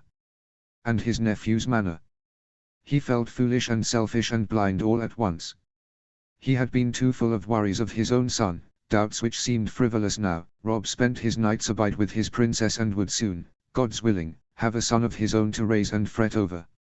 He would remain forever in the only home he had known. And Jon, the thought was hard to bear. In Lyanna's voice was fury. "Is this your father's will?" Jon frowned, and there was an anger to him too. "How can you ask that?" "I ask that because I know him. My decision grieved him," Jon replied. "He gave me his permission, but he said he did so only with a heavy heart." Lyanna grimaced. "A heavy heart? Are you so naive as that? If he did not order it, then who was it that nursed that idea in your head and in your heart?" "It is my desire and mine alone," Jon countered. He drew himself up now, as though to show the man he had become, but all that filled Ned's mind now was the boy he still was, and all the parts of him that would wither and die from life on the wall. He thought of the Benjen, and the guilt and grief that had driven him to the decision, and the person he had become there, harsher and colder. I will leave with Uncle Benjen and my honor guard, he continued, and even he was not reckless enough now to say to his mother, and there is nothing you can do to stop me. Honor guard. Lyanna's fingers dug into her chair, and for a moment, Ned thought to go to her and take her hands in his. Yet, what comfort could anyone offer her now? Do you mean rapists and murderers your father has cleared from the dungeons of King's Landing? No, John objected, true knights, kin to lords. The party which had escorted the princess from Riverrun, Ned realized. They had lingered on too. This thing, he realized, it had been months in the making. John was not amenable to deception. It was the king's doing, it must have been. Perhaps he thought Ned would be mad enough to break the betrothal if he learned of the news before Robb and Daenerys were wedded and bedded. Ned would not have, it would have been madness too. Despite Ned's love for John, he had no right to protest the decisions he and his father took, no matter how much they grieved him. Perhaps the king had concealed it so as not to trouble himself with more difficult conversations. He was a world away now, and had left John alone to face it. What of Old Town, John? Ned found his voice. You were there before you journeyed to Riverrun.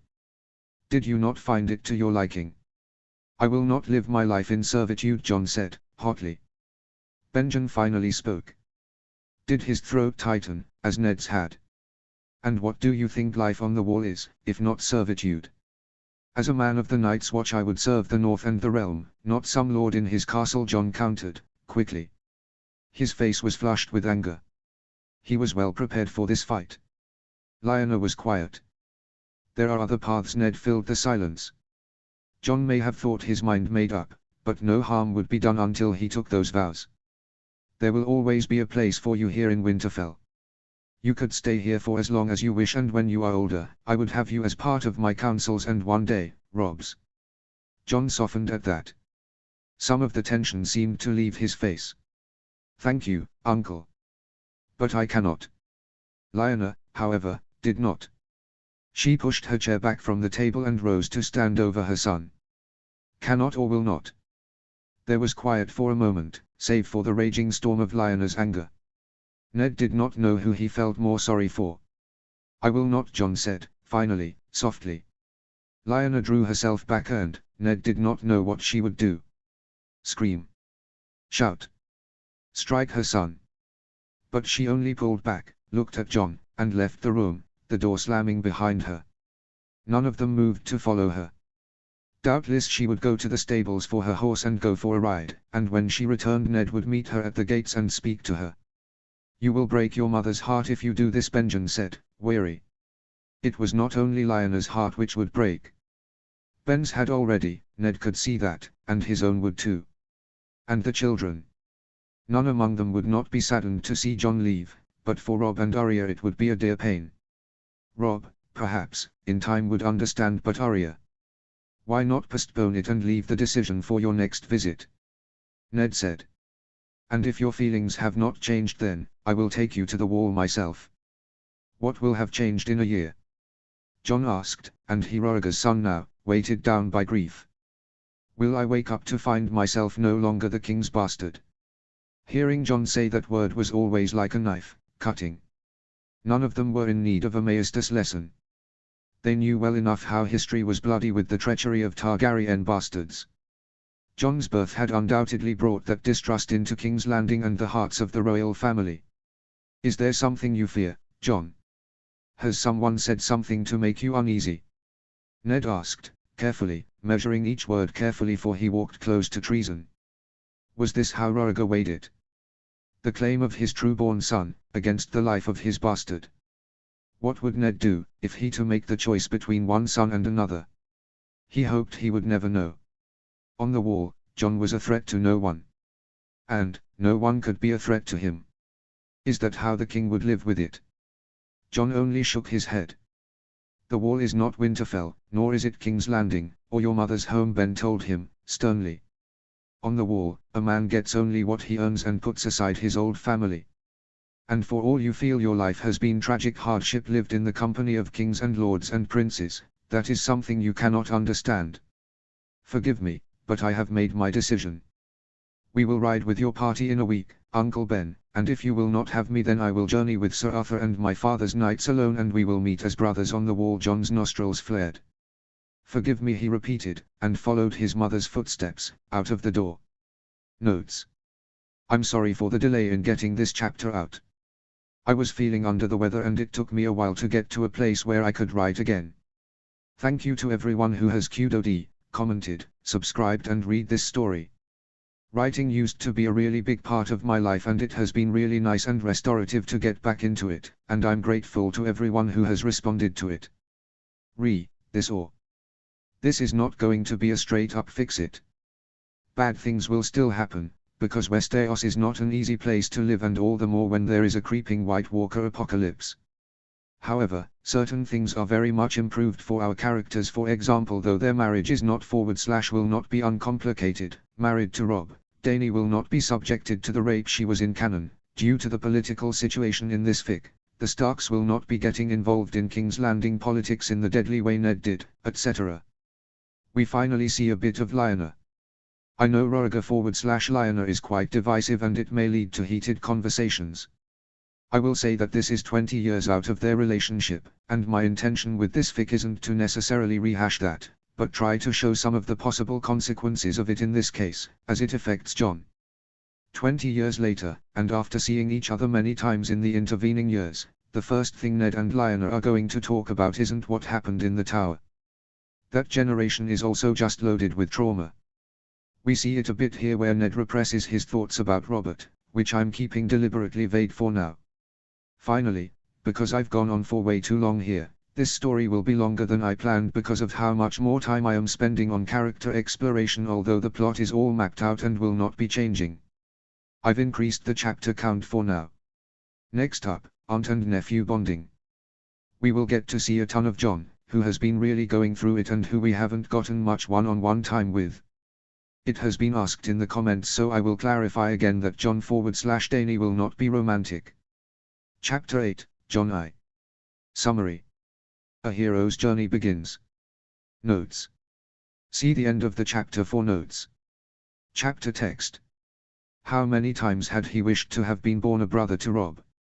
The dream of it was unspoken, and even to touch the edges of it filled his heart with guilt and treason. It was not that Aegon was cruel or unloving. He and Aegon had been in Rhaenys' shadow, who even as a girl was all laughter and boldness and charm, and Jon's memories were of his brother's hand in his own, of stumbling and running and riding and falling behind of their sister. He did not forget himself for a moment, even as a child. The difference between him and his brother was too clear, writ on Aegon's face, purple-eyed and silver-haired and everything Jon was not, and in the sight of the Kingsguard, there to protect Aegon and not him. There to protect Aegon from him. Things had changed and Jon had not known why. What had been an easy love between him and his brother was something like a bog now, full of dangerous and unseen things, and places a mislaid step would lead to disaster. Jon's quiet brother had grown into a man with a quick wit and a sharp tongue, who laid traps with his words. And for his part, Jon was in Winterfell more often than not. When he finally told Aegon he was to join the Night's Watch, his brother had seemed relieved. They embraced each other and Aegon graced him with well wishes, but a weight seemed lifted from the prince's shoulders. It was as though he stood taller after, or could breathe easier. For the realm he had whispered, when they finally parted. If Rhaenys felt similarly, she had been kind enough to hide it. When he bid her farewell, she had promised to always speak to her daughter of her Uncle Jon. He did not know why that had touched him so. It was altogether different with Robb. They met in Robb's rooms later that day.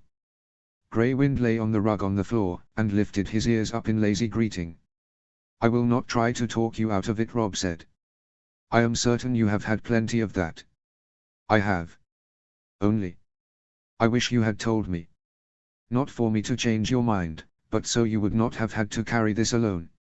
I suspect now you have thought on it for long, before we journeyed from Riverrun. If you had told me," Robb hesitated and changed course. "Well, I suppose it would not have mattered. I know you will rise high there. Gods know you have bested me more than a few times." Robb smiled wryly. "I do not suppose you will do worse among the men of the Watch." Jon smiled. "One day, I will be Lord Commander and it will be for me to keep you safe." "I do not doubt it." So you might as well take up needlework with the girls now and have Micken melt down your sword for horseshoes, he added with a grin. Rob laughed, dimpled and true. My father wishes to resettle the gift someday, a task that may fall to me. I should like to see it, Rob said, once he regained himself. I would ride out with you, if you'll have me. John was at a loss for words. To the war? Yes. The last Stark to visit was Uncle Ben, when he took his vows. And before that, not even our grandfather ever went. We are past due to lay eyes on it again. It was a ruse, John knew, an excuse so he might go with him, but John loved him for it all the same. You have not been wed a full month yet. Rob shrugged. My wife tells me you have Targaryen kin on the wall, a brother to Aegon the Unlikely, who she is eager to meet. And I promised her a tour of the north. Surely his intentions were to take her to White Harbor or the Barrowlands perhaps. The wall was no place for a woman. And yet, who was he to say where the heir to Winterfell and his wife may or may not go? And how sweet would it be, he thought, to stand side by side with Rob and look out past the edge of the world. If you are certain, it would please me to have you. He added wistfully, it shall be as one last adventure. Rob put his hand on his shoulder, no, cousin, it shall be the first of many. John did not speak to his mother that night. It was cowardly, perhaps, that he did not seek her out, and though it may have been that, and selfish and childish, a part of him wished she would be the one to come to him with comfort, to ease his fears and give him courage. That night, Ghost crawled into bed with him. John lay fitfully and fell asleep, only the hour of the wolf had already crept upon him. When he woke, it was past noon. He readied himself, and let his feet guide him to his next task, Ghost at his heels and a package in his hands. Arya was in her room. It had pleased him to see her joy on the road, the easy way she had taken to their companions, riding her horse madly between them, up and down the line, shouting out greetings and making fast friends wherever she went. Since their arrival to Winterfell, she seemed eternally to be under punishment for bad behavior, either at the hands of Septa Mordane or Uncle Ned. While her father more often than not sent her to the Godswood to pray and repent, the Septa had taken to ordering her to her rooms to read from the Maiden's Book. Today, she was perched at the window, looking out past the shutters and with one hand, lazily scratching behind her wolf's ear. Nymeria smelled Ghost, sat down on her haunches and yelped at them. Arya jumped down from the windowsill and threw her arms tight around his neck. I wanted to look for you, she said, but my father said to let you be, and Septa Mordane wouldn't let me out. So she knew. John was relieved, he did not want to have to explain. What did you do now? John was amused.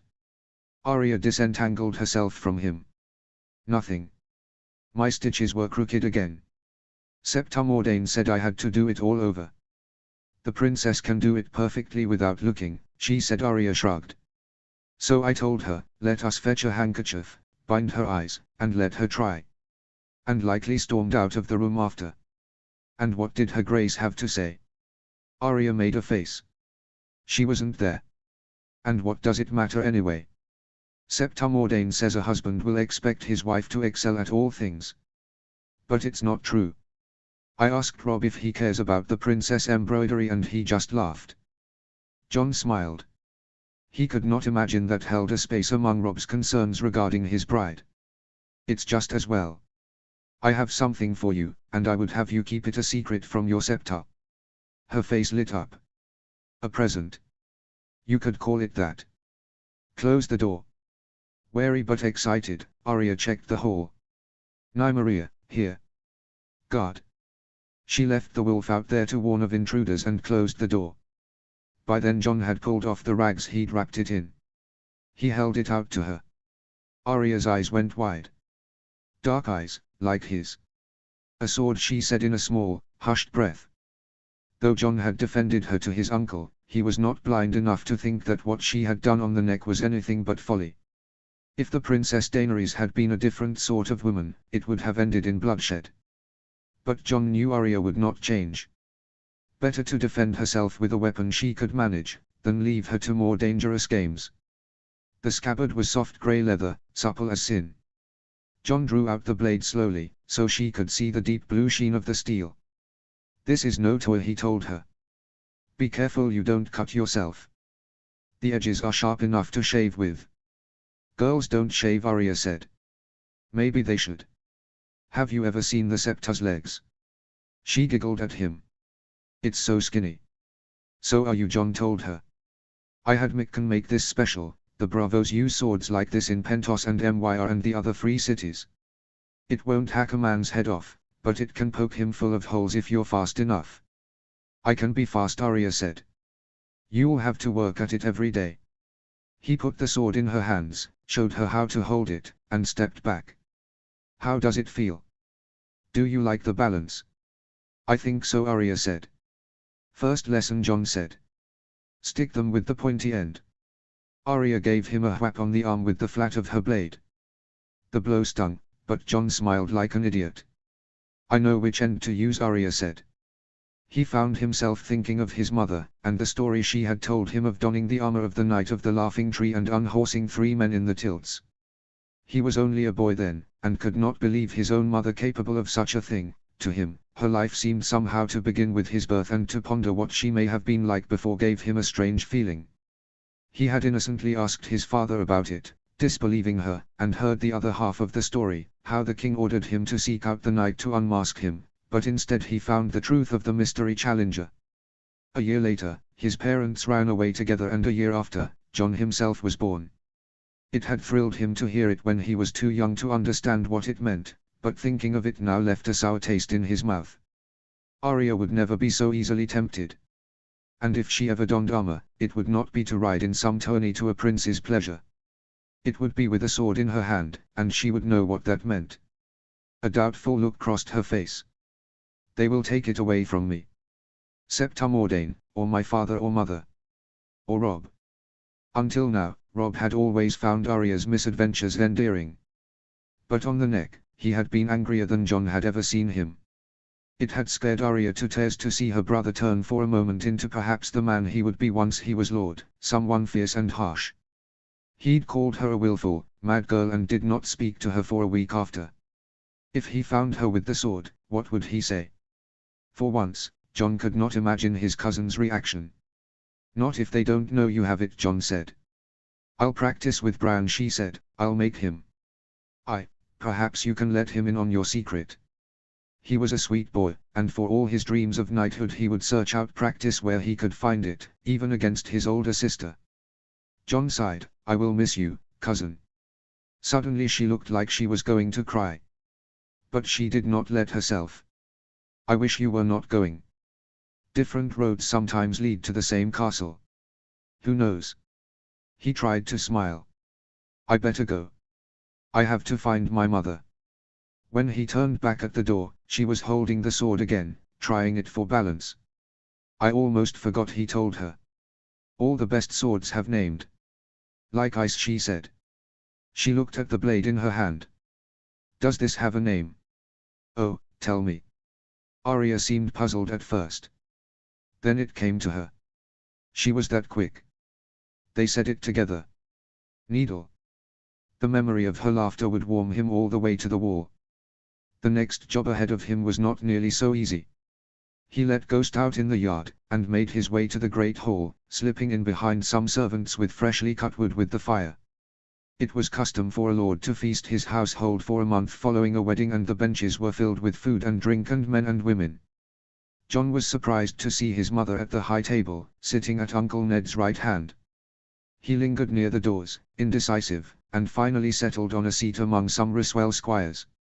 Robb and his bride sat side by side, and though both chattered amiably with those around them, Jon had come to see his aunt's true smiles when she was in the company of the king, and know the difference to those she wore in Winterfell.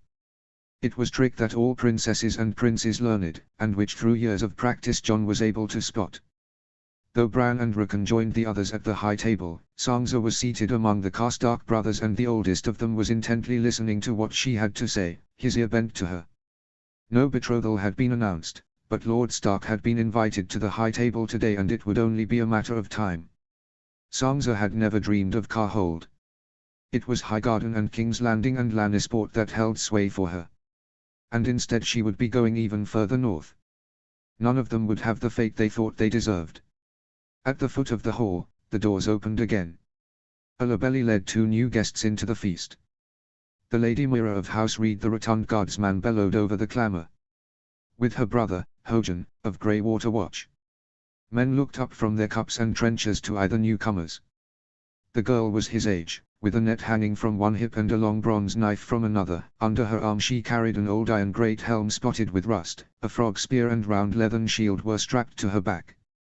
The boy bore no weapons, though his garb was all green. Cranogmen. It explained why his mother was at the high table, to greet the children of her old friend. My lords of Stark, Lady Moira said. The years have passed in their hundreds and their thousands since my folk first swore their fealty to the king in the north. My lord father has sent us here to say the words again, for all our people. You and yours are forever welcome in these halls, my lady Uncle Ned replied. To Winterfell we pledged